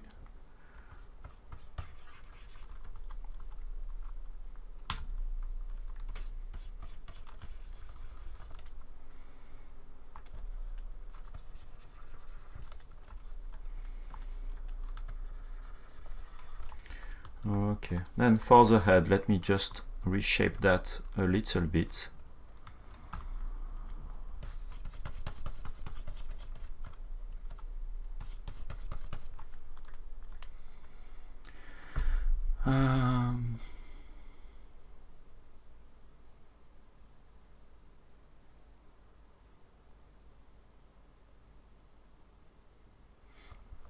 Yes, Polyfusion is saying that there is some good other 3D printer for SLA based. There is the Anycubic Photon, which has been released not so long ago, which is not that bad.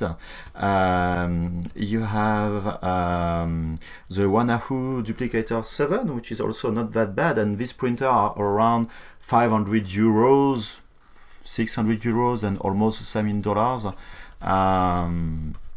Which are not that bad. Of course, it's not as accurate and not as good as the Form 2, but if you're on a budget, it's quite interesting.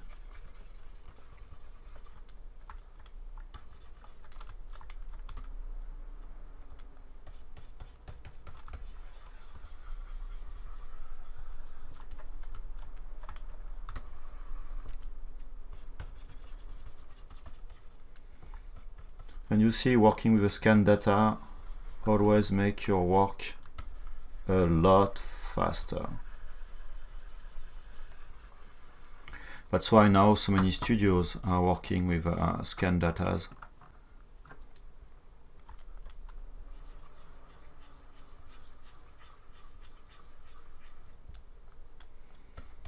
Okay, let's try to shape all of that.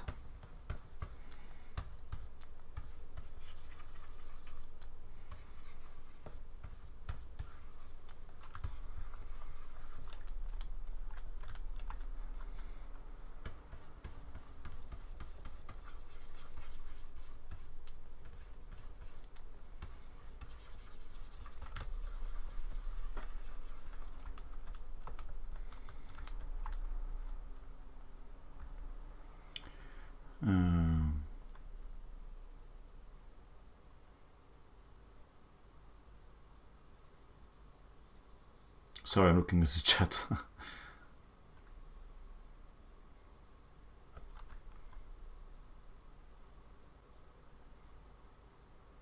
I'm almost never using inflate pre-drag basic.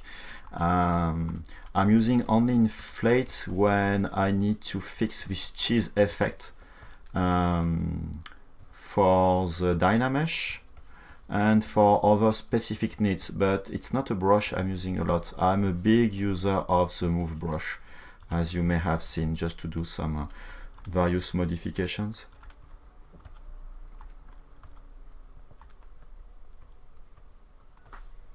Like I will do right now.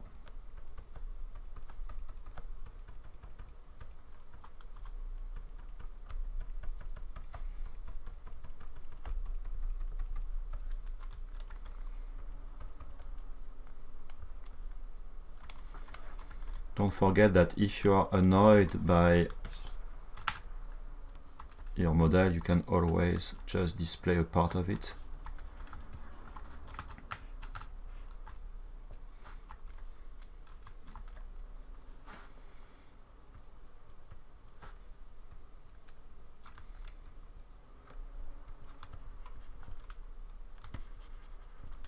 Trying to resymmetrize, or to redo the symmetry as much as possible.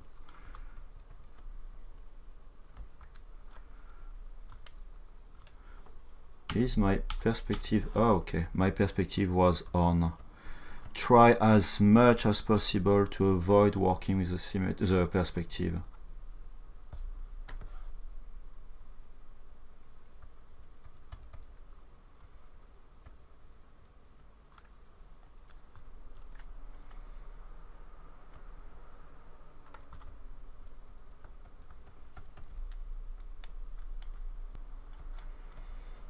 This is the most difficult part. Is okay, I want to rebuild the symmetry, but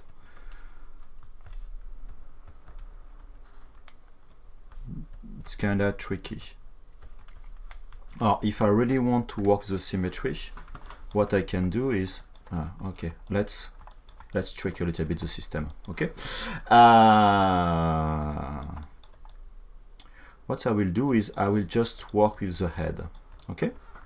Then subtool, I will duplicate this subtool, okay, like that. I'm working with just that, and I will simply keep just the head by itself. No, let's do something different.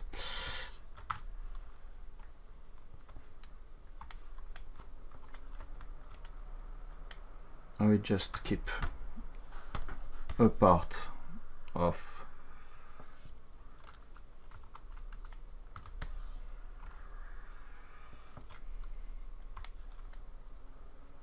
just like that. Now I have that.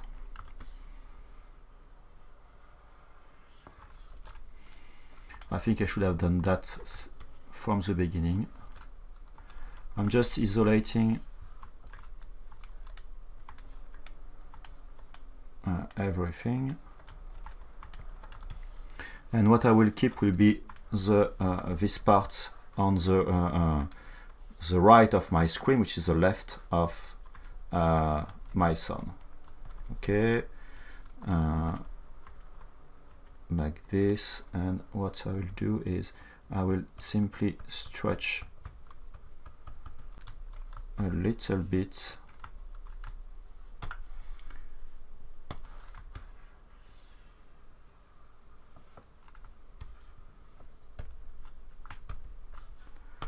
move,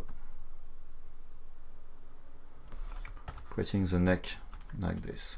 Okay, and let me geometry, doing a delete a lower, and what will happen if, where is my axis? Okay, you see I'm looking at where is my axis for the current model, and you have the red line, which is the x-axis, and the direction is giving the positive axis.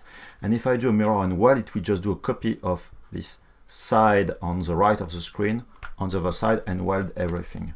Mirror and weld, and okay, my mesh is partially hidden. Let me just delete everything, delete hidden, and mirror and weld. And this is now what I have. And you see in just one click, I have my model, which is now symmetrical, including the topology.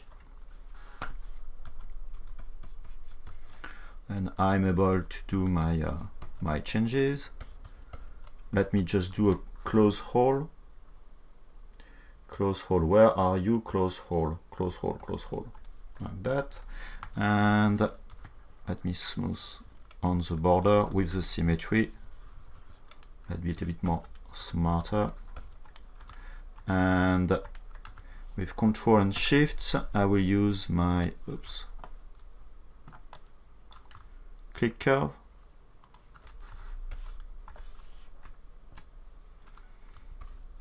And that.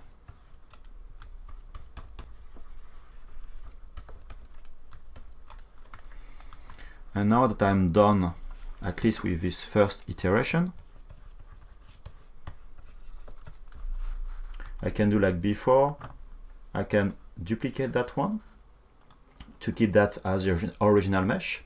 And with geometry, I will do my ZRemesher. And since now I have my symmetry on, ZRemesher will work with the symmetry. Let's say I will go to perhaps 10 is a bit too much. And I'm pressing the Alt key when I'm doing my symmetry to force ZRemesher to compute the whole mesh as a symmetry. Okay, let me look at the topology. Well, not perfect, but far enough for my usage. Perhaps the eyes are not that good. Then let me use my ZRemesher guide brush. Let me remove the references for now. And sorry, I hear the chat ringing, but let me just finish that.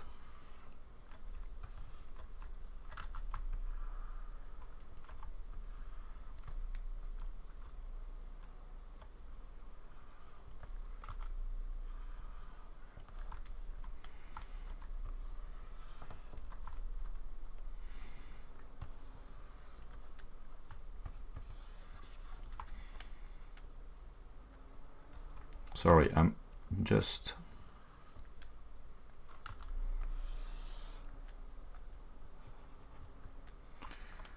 doing some lines. Oh, I deleted this one.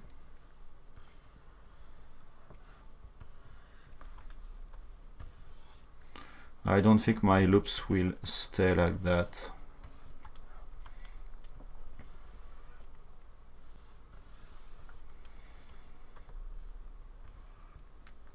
And now let's say, oh, I want to have a little bit less polygons, but I want to have more strength for the curves. And let's just compute that. Okay, now let's just look at the chat. And yes, obviously all the chats are, all the streams are shared later on YouTube, and you can still watch them on Twitch, on the Pixologic channel. And on my side, sorry, while I'm still streaming, let me just look at the time. I'm also streaming on my own channel, which is Polysculpt, twice a week on other project, which are figurine project right now. Okay, now let's just subdivide. And something which is great about 3D printing is, of course, the topology. If you have a nice topology, this is better, but it's not that important as soon as you can just, let's say, slice your model the easy way. But except that, it's not very important. What is important for me is to have these subdivision levels for my model. This is for me the most important. Okay, now I can simply reproject my details, but I will reproject only what is on one side. Oops. Let me keep mask rectangle, and I don't want to project what is on this side. Okay, and now if I project,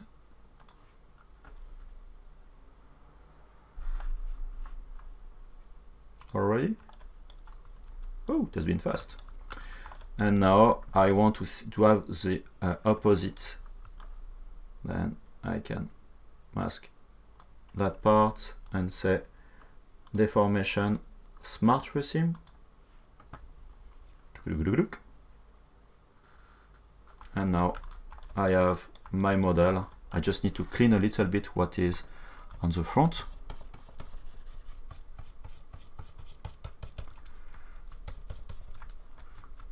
Well, it's not anymore my son, to be honest.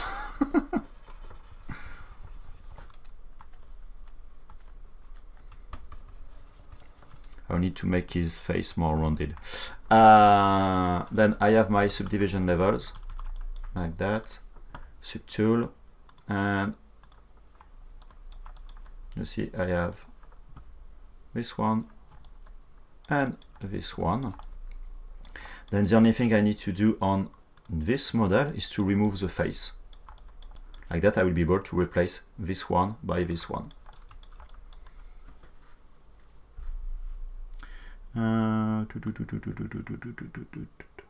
I'm sorry, I'm talking a lot and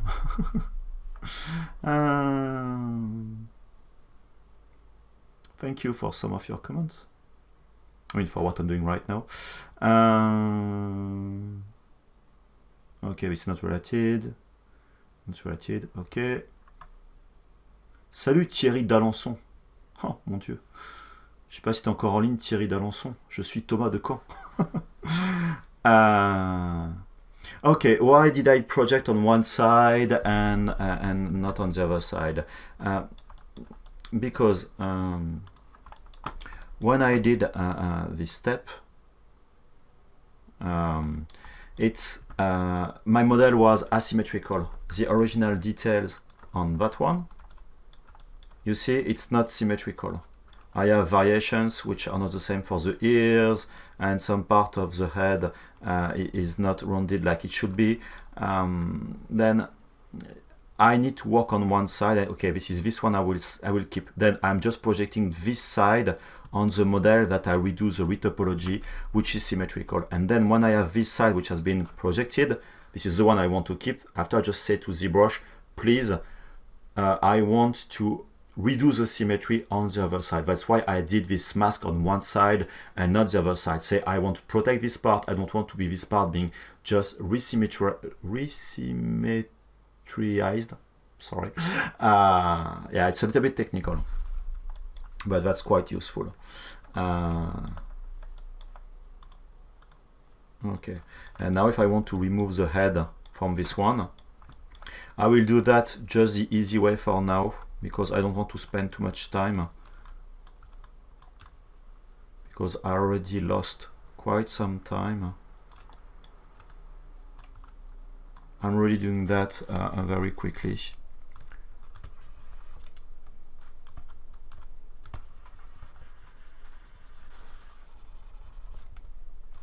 I'm just smoothing everything. Now I display the head, and with the move brush, I will just fix that later.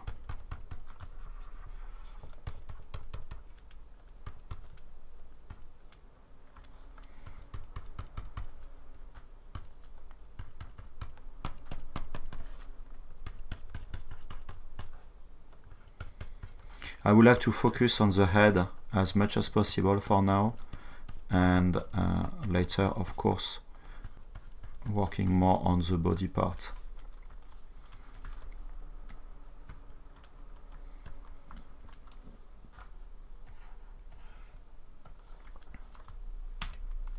Now I'm able to change the shape of my model without any kind of problems. And I have the symmetry, then I can make the face more rounded.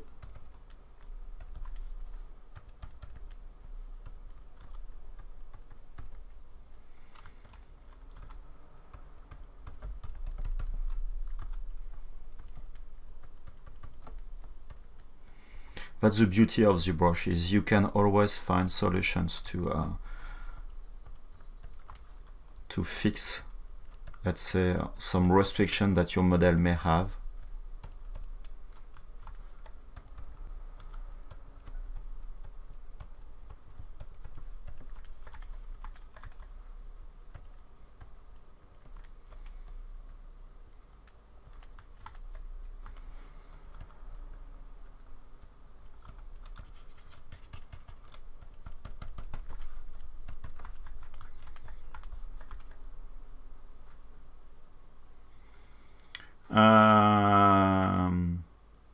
Vimaraj already, yeah, okay. I didn't see your reply just below.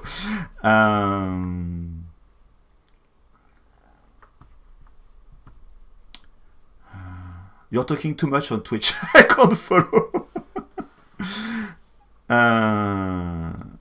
Okay.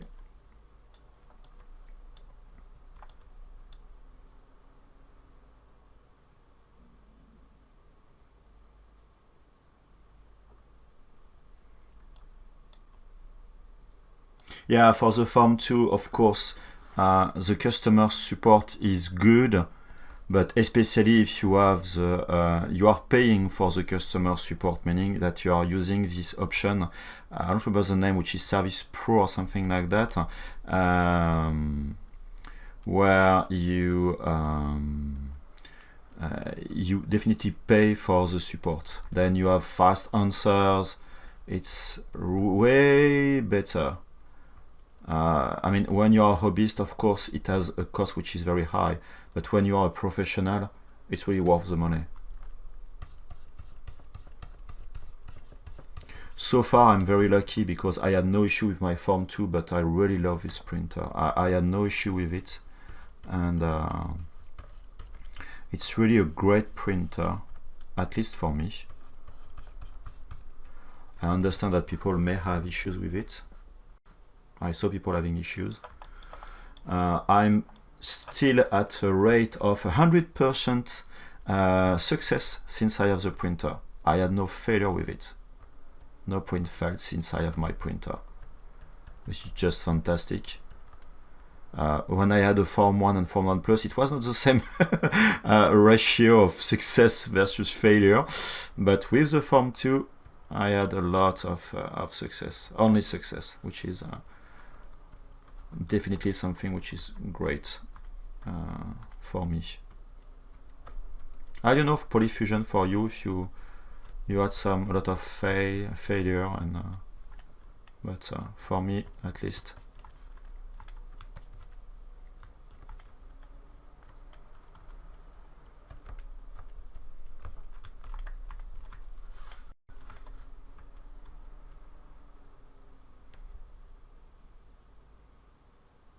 Yes, you can use a lot of resin. For the resin tray, yes, it's expensive, but now you have the LT resin tank that I'm using now. I just received mine after waiting 4 months and a half.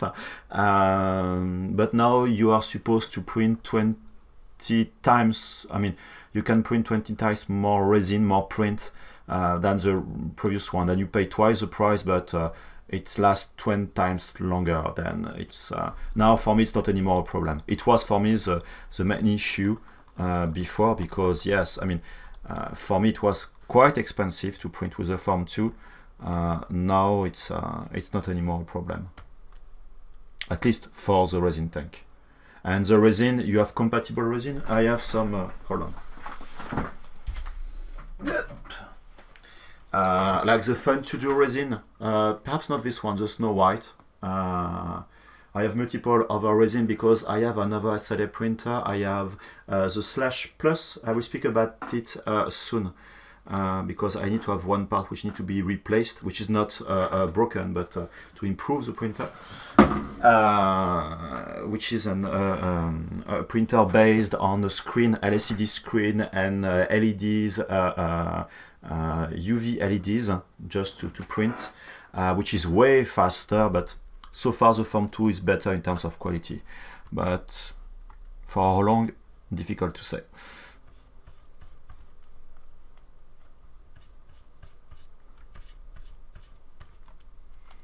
Okay, I'm trying to start to doing doing things slightly different. I don't know how much I will do long ears for my son.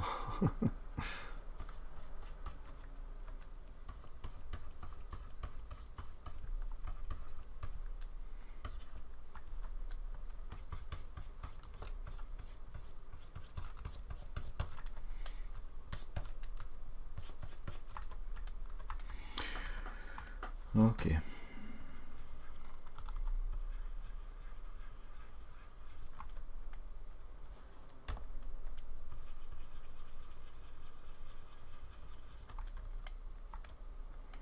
And polyfusion, I don't know if when did you join the stream, but my idea is to 3D print at the real scale this model, then to have a one scale ratio of my 9-year-old son, which is not anymore my son now, and doing a smaller version and doing some cold casting with some bronze powder. But I will need to print it 2 parts since I have this opening, and I don't really want to find a way to close it. Perhaps I can move the arm a little bit, but I don't know if I will do it. It will be easier, then perhaps I will do it later.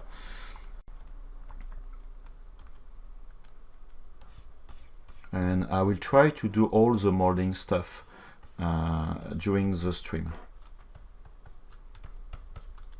Just need to convince my boss to pay some bucks to buy me some bronze powder and some more silicone and resin because I don't have any more silicone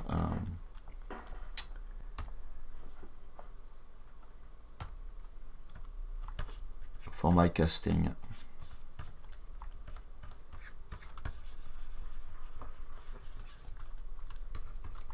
Yeah, Polyfusion is a French streamer. He's streaming online in French but also in English.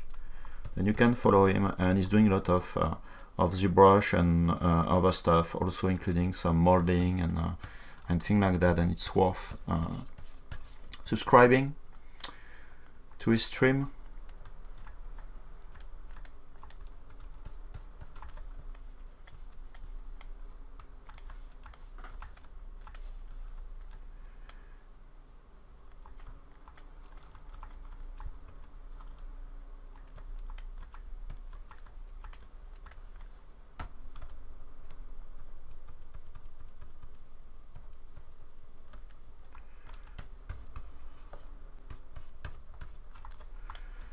Okay, let me just look at the time. Okay.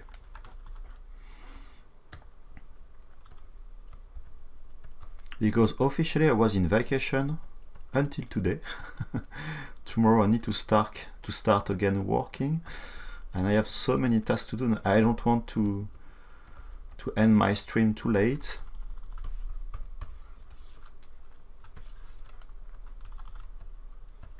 Okay, now I'll do this type of stuff on the hairs. And again, I will need to trick slightly.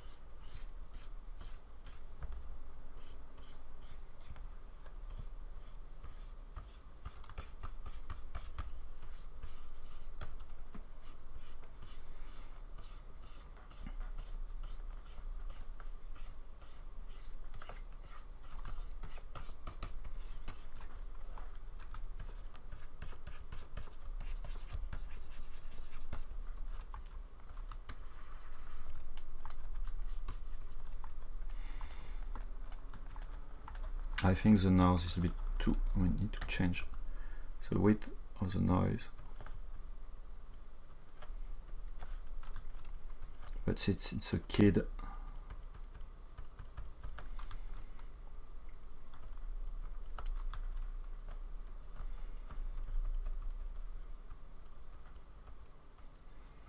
You see the benefit of having subdivision levels. I can go up and down and then changing quickly the shape like that. Okay, I want to have the eyes going more on top. It's easier to change the proportions like that.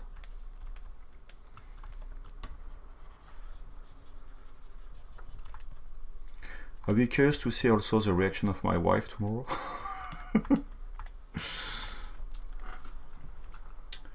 Okay, let me also save.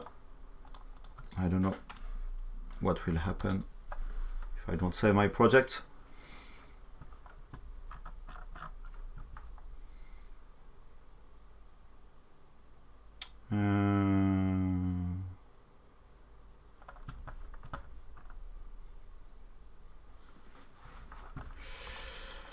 Okay, then now I don't know the name, this type of things which are on top. Let's do that very simple. Let's load a sphere, which is kind of spherish. I will convert to a polymesh 3D, and let's load a deformer and taper. A bit more rounded, yeah.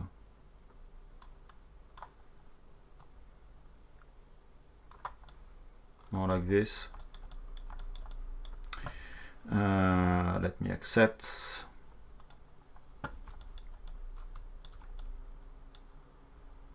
Probably yes, my son will want to have it, but since, I mean, for the 3D prints, I will do then the large scale version at the full size of my son, then probably 1 meter tall. Then I have a large printer, in fact 2 large printer.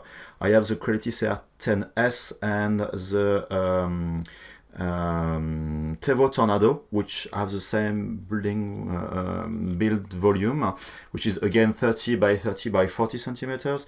And perhaps at the end of the month I will have the Wanahu D9, which is similar but seems to be quite good as a printer. I will print then this model on this printer, and then for the model that I will do as in bronze by doing some cold casting, then having a mold, and then I will print in high quality. Then I will print with the resin printer, then the /+ or the Form 2, or perhaps both of them. Since it will be in multiple parts, I need to build the master, and then from this master I will do a silicone mold. I will perhaps do a matrix around, I don't know, a matrix mold, just to give some strength to the mold, silicone mold, because inside will be a resin but loaded with bronze powder, and because of the white it will be it may provide some deformations on the mold, the silicone mold. I need to be very careful with that, and I never did that before. I mean, a big model like that, then I need to really experiment first, because of the cost, because the bronze powder is quite expensive, and also resin and silicone is quite expensive. But yes, I will probably I mean, if the mold is working fine, I will be able to do multiple of them, and perhaps I will do one just in pure resin, and then doing some painting and doing, I don't know the name in English, when you give this type, you use some black painting which goes in cavities, and then you just clean what is on the peaks, just to keep the inside part dark while the external part is shining. I don't know the name in English, I'm sorry for that.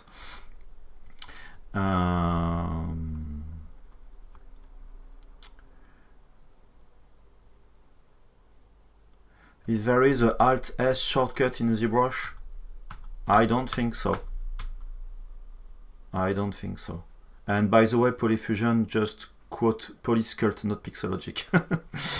Okay, then, sorry, I talk quite a lot with that. Draw.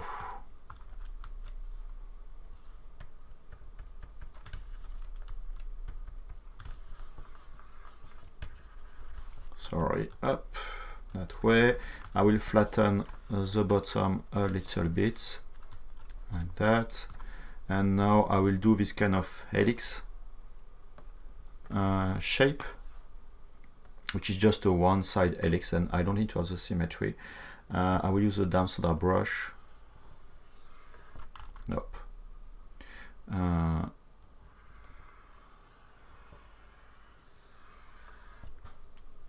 Probably like this. Oops.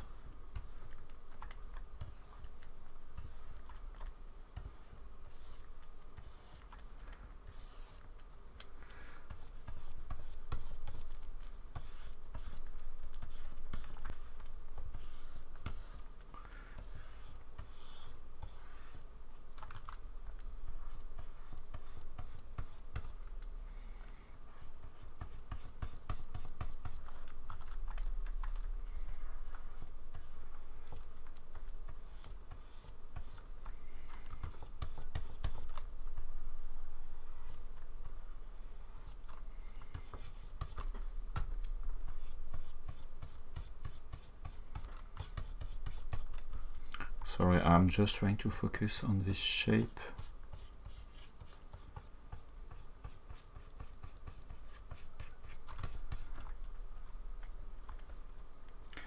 Not a primer. Primer is when you just apply a primer color just to cover everything, which can be a base, a foundation for your next layers of painting, or just to see all the small artifacts before sanding and cleaning.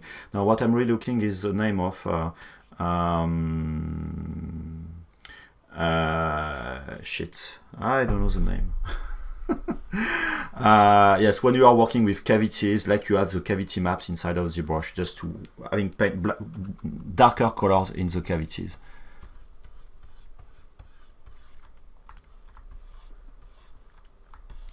But there is a name when you're doing this effect in painting. At least we have a name in French, and probably, I guess, there is also a name in English.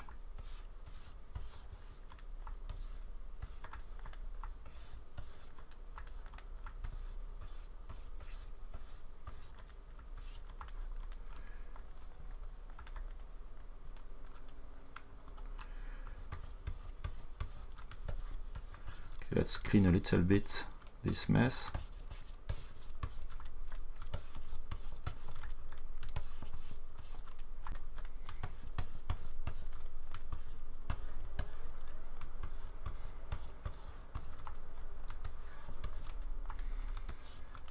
I need to contrast a little bit more because, again, 3D printing is looking for this type of contrast.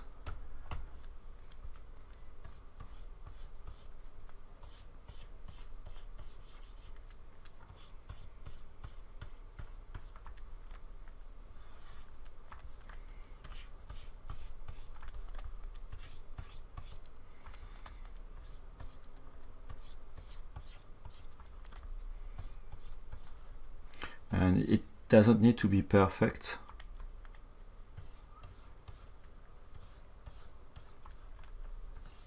Because of the size. And now I will use my beloved geometry clay polish. A bit of sharpness. 5, sharpen. Now let's smooth a little bit. Like that I have some better angle.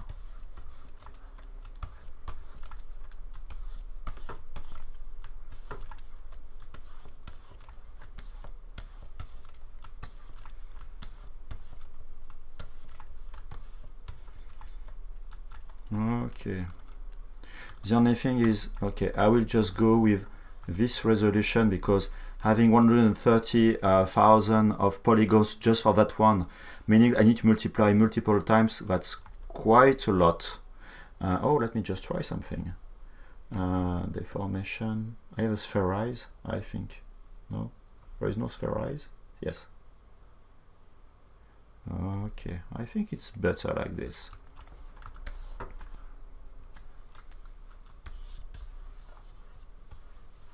Okay, and then go down. I don't need to have the subdivision levels as the highest one. And what I will do, I will create an insert mesh brush. And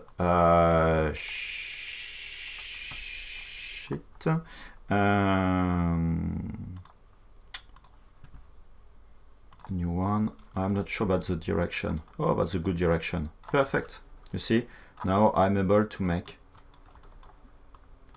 like that all this shape growing. But when I will do that, I will go in my brush because I create this insert mesh. Depth, I will just go down a little bit like this. Now I have my brush to create these shapes on the model. And let me save it. Brush.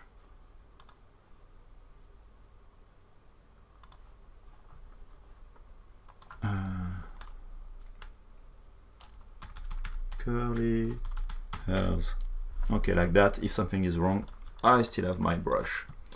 Okay, now for my Buddha head, I will do this split all around like that.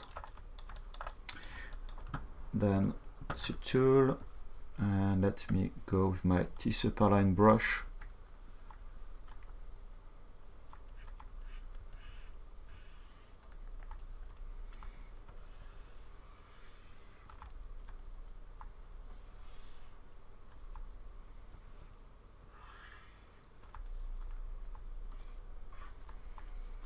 I have no idea how is the back of the Buddha. No idea. Let me ask Google.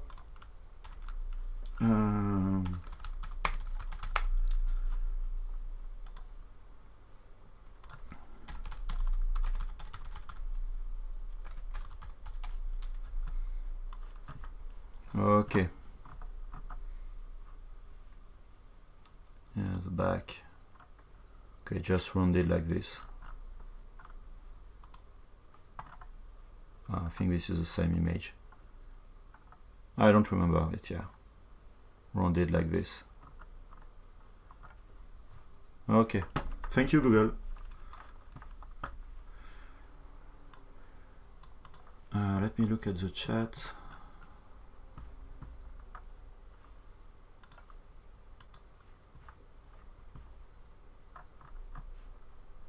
Okay. Oh, let me just kill Photoshop.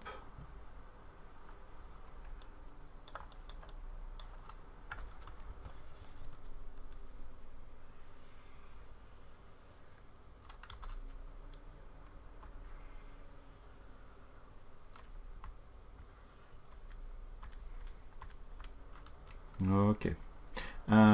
First, let me just refine this part of the head.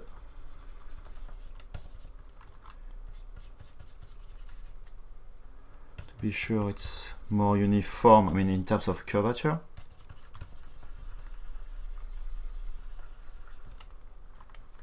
And this.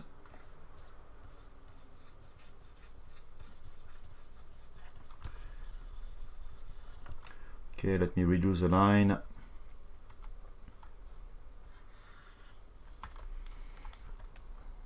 Okay.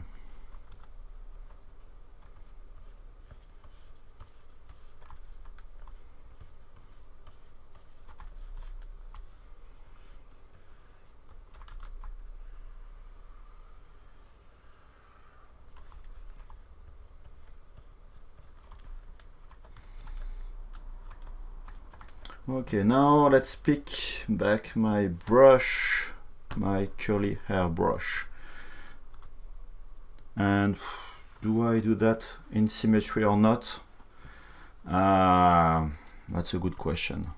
Okay, another problem is, oh, let me just delete this old subtool. Delete, since I saved.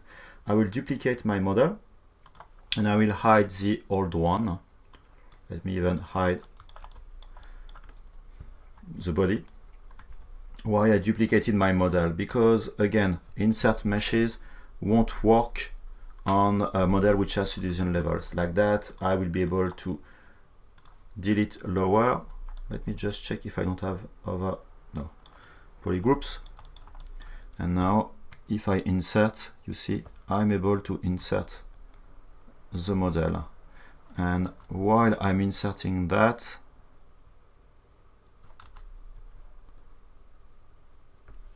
I can switch to move mode and making them closer to each other, removing the symmetry, and then say, oops, I want to move like this.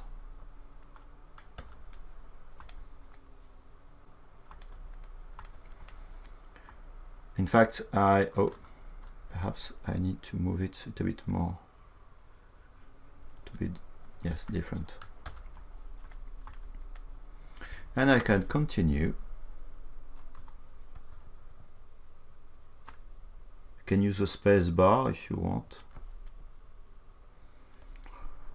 Rotate again.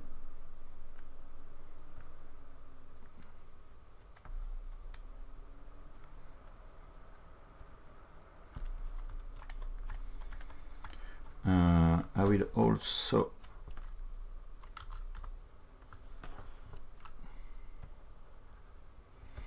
in fact, I will do the one which are close to the symmetric, the axis of symmetry to be slightly different for the rotation, and after I will start to merge them. I mean, to keeping the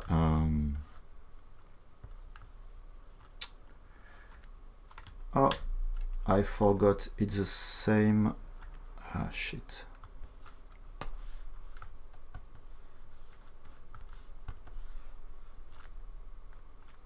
Okay, sorry, I'm just talking to myself.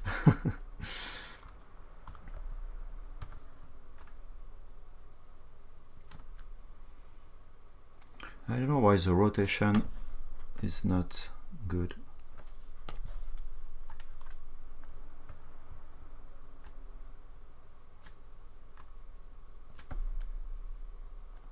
Yeah, I think when I created my brush, the angle was not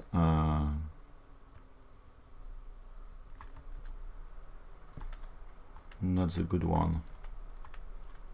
Also, why not doing the rotation like this by doing Control and click? The only thing which is important is to, after, change the orientation, which can be faster. Like that, you are sure that you have the same size.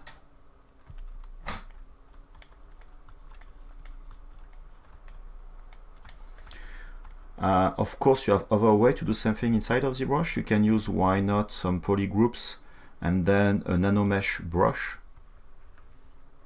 But it needs to have, let's say, a good topology and a good distribution for your polygroups, which may be risky for this type of model, and that's why I'm not doing that.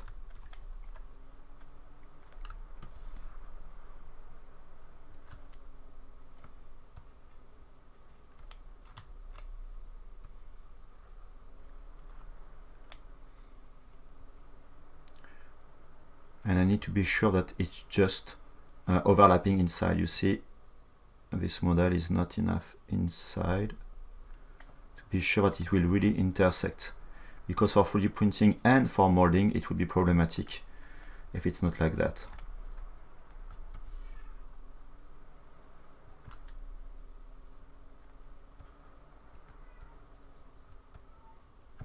And another good point about having the symmetrical mesh for sure it's the same on both sides of the model.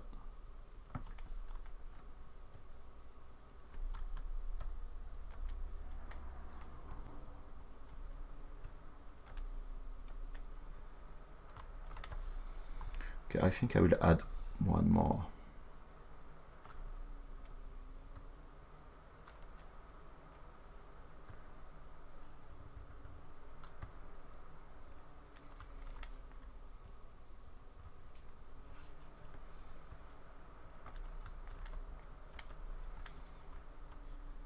Come on.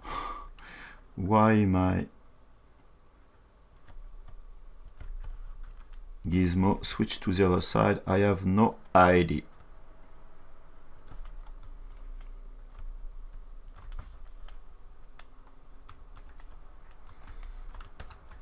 Okay, already one row.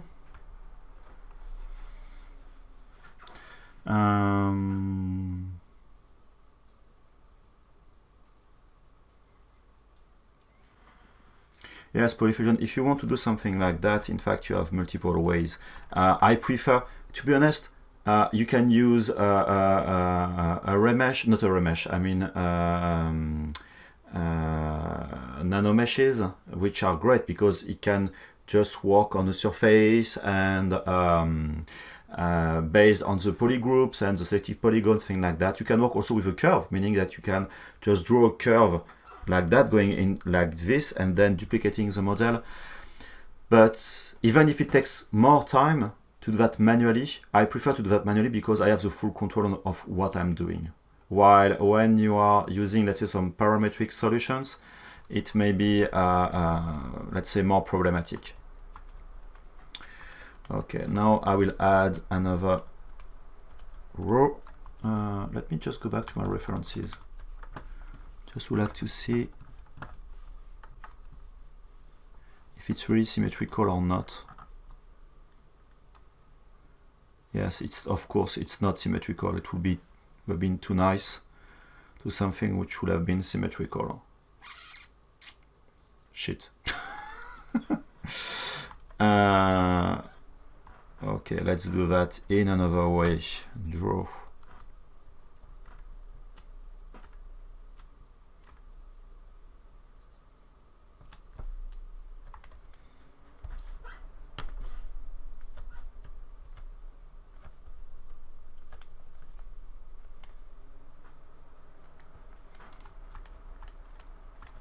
And now let's do everything else symmetrical.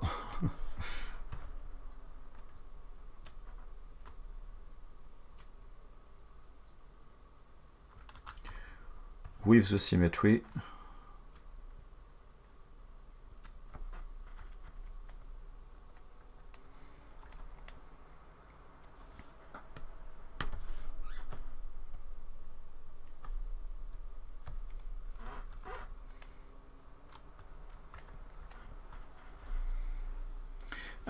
The TC Upperline brush is one of my custom brush. If you go on my website, polysculpt.com, in the download section, you will be able to download it.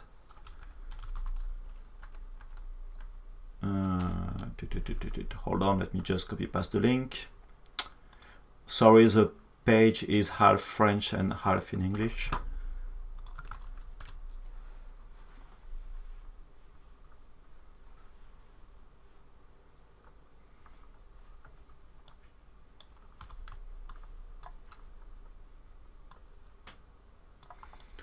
Okay, like that. I can continue, and after I will duplicate like I did before.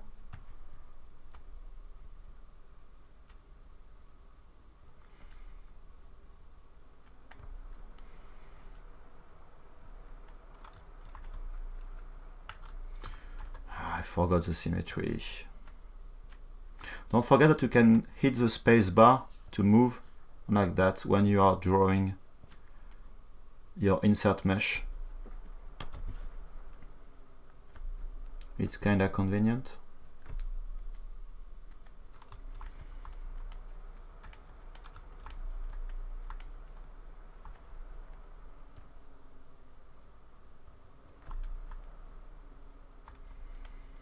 Okay, now let's do as before.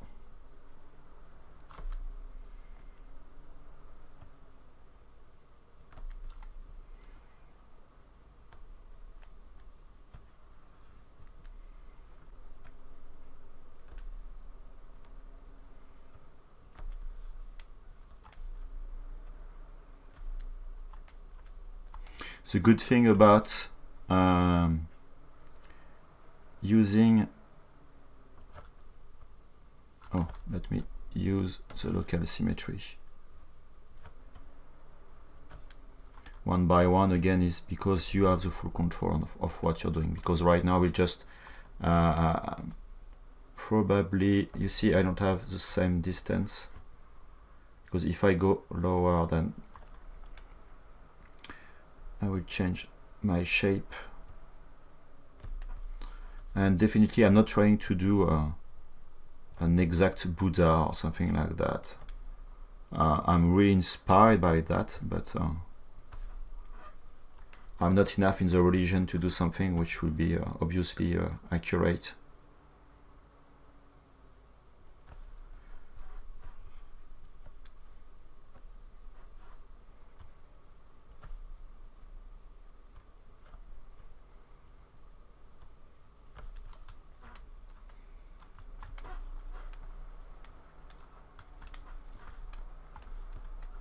But it starts to take to take a good shape.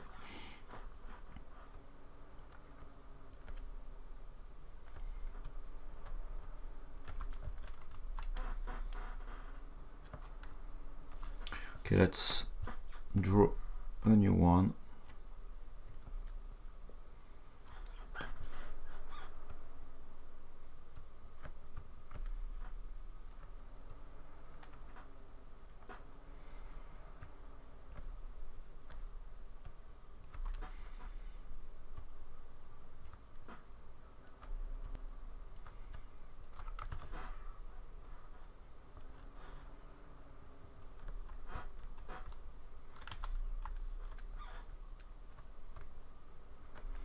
I'm sorry, I may be slow to reply to the chat.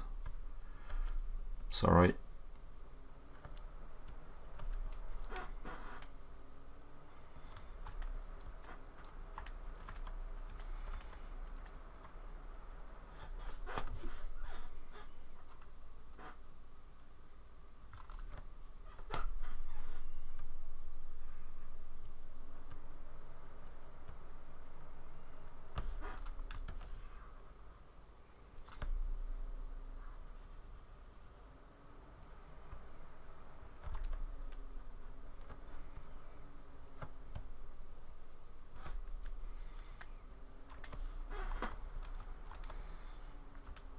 Yeah.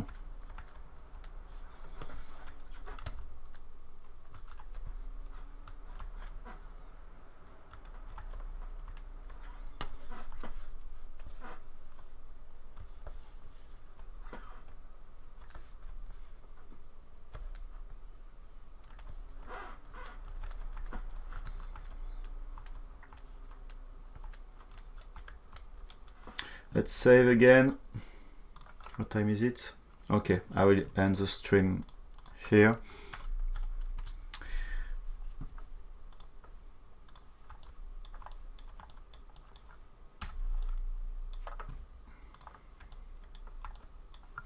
I need to fix some stuff on the mouth.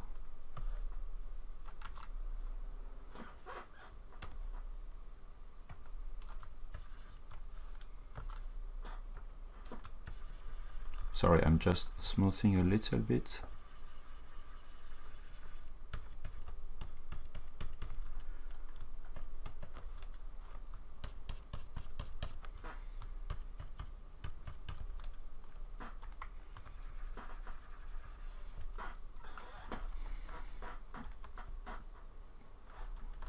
What you see is just the projection of the other mesh on top of this one.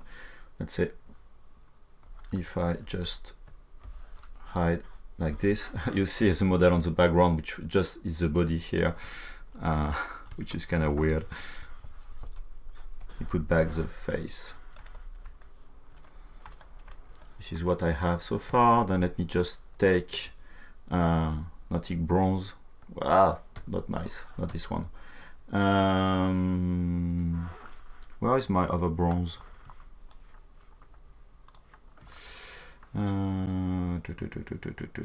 Classic one. You see, it's Not done yet, but going in the good direction, I think. I hope, at least. Let me know your thoughts. Then yes, it still needs to do some love, mainly on the, of course, the body by itself and the clothes, but at least the head is moving forward. What I will do probably until the next stream. Next stream will be this next Sunday, same time, 12:30 PST, then Pacific time, Los Angeles time, or 9:30 PM Central European time, French time, which is my time. Then what I will do until next time will be just to do the full head with this type of helix stuff, just to avoid spending too much time like that. I will be able to focus more on the body and the clothes. The idea is for the next week to finish the body itself, and perhaps if I have the time, starting to prepare for 3D printing, because yeah, it will need some preparations. Let me just look at the chat. Then is ZBrush, I don't know for the first one. I don't think it's a big deal. I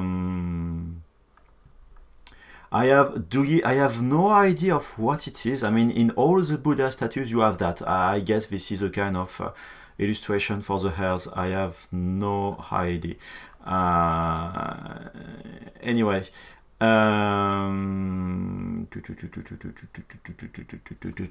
Okay, then it has been, sorry, a long introduction for the 3D printing, not 3D printing, sorry, the 3D scan and images and photos, but I really wanted to explain, of course it was just very quick, but to explain where it's coming from, etc., etc. Then probably I will refine a little bit the face. I need to change a little bit the size of the lips and nose. I try to see, and you see this type of rounded parts. Let me just pick the pen. Come on, where are you? Okay. You see, it should be more like that on this area. Right now it's more rounded like this, and probably more something like that. I need to see, and yeah, this is the stuff I need to fix. Yeah, you see now it's a kind of like that. It's more like that and like that, which is not enough rounded, especially for a kid, which has the face more rounded, and Buddhas have more straight nose like this. Same for the ears, should be more like this, more, yeah. Yeah, this is the type of stuff that I will fix. Anyway, for the next stream, I hope you see like that, but yeah, perhaps the lips are a little bit too small. My son doesn't have big lips, but a little bit bigger than this one.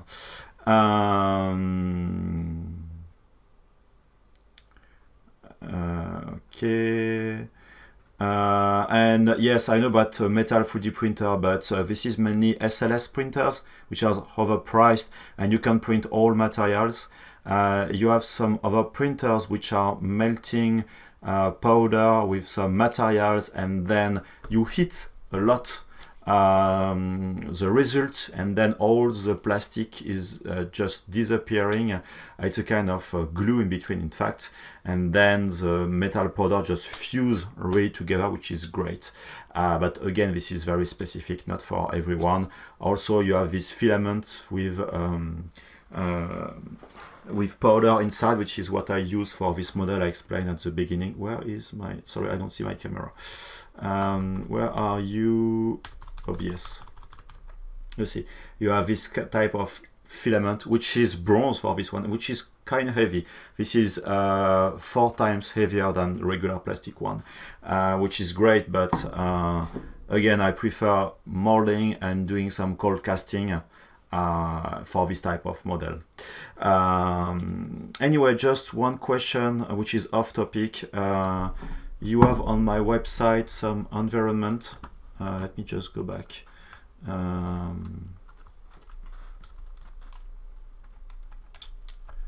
Let me go back to my website. Let me go back to the English section. And in the download section, you have some environment. Let me just go down, like the SGRI images. I advise you to go to Gumroad, oops, which is my Gumroad. I'm sorry, I didn't have the time to update recently, but you have, these are from me. You have these SGRI images, which are quite big and which has a better range than this one. This one are quite old now. This one are way better. And I'm also the one who did, if you go in Lightbox, if you go in textures, come on. You have the panorama. And I did this one, which are just regular JPEG files. But if you download Keyshot, I mean, if you purchase Keyshot for ZBrush and you downloaded the extra pack of environment images and material, environment are for me. And yes, I'm using, of course, a panoramic head for my DSLR. I have a fisheye lens. I have, I'm using Photopano from a French company who is now owned by GoPro software, and of course Photoshop. And it's a long process to explain, to be honest, about doing SGRI images, but this is something, yes, I'm doing.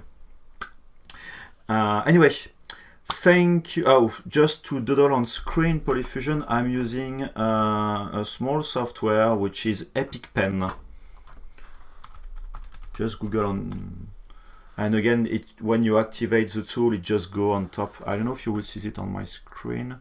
This is this software. Then you can choose if you want to have the pen or the highlighter and the color. I have the free version, but you can use. And the great thing is you can just draw. And it's working better with the pen tablet because it's aliased at this stage. And then you can switch to the color and say, oh, you see, like that.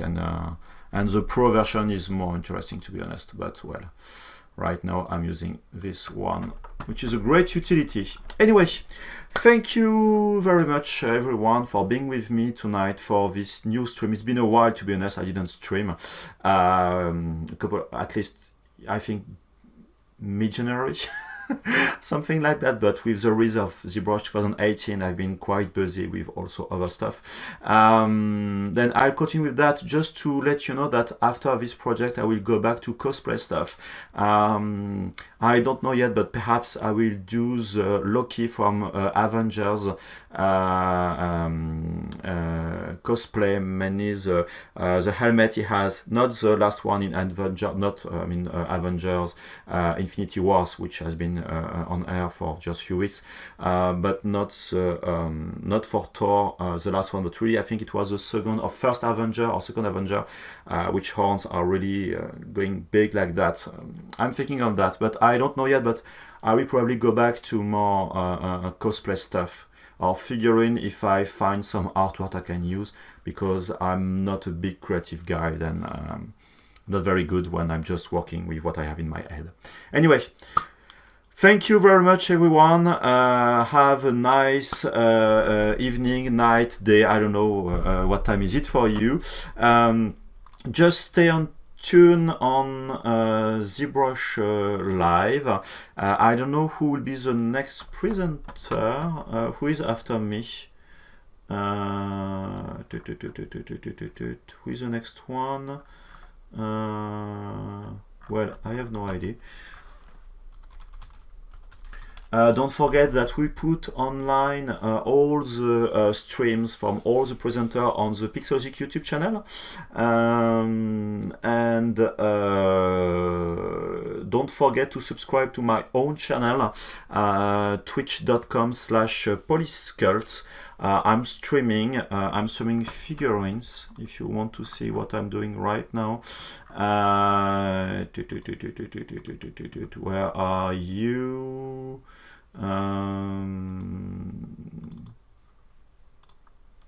Come on. I'm doing a Demon Queen. This is what I'm doing on my other stream, which is more a figurine.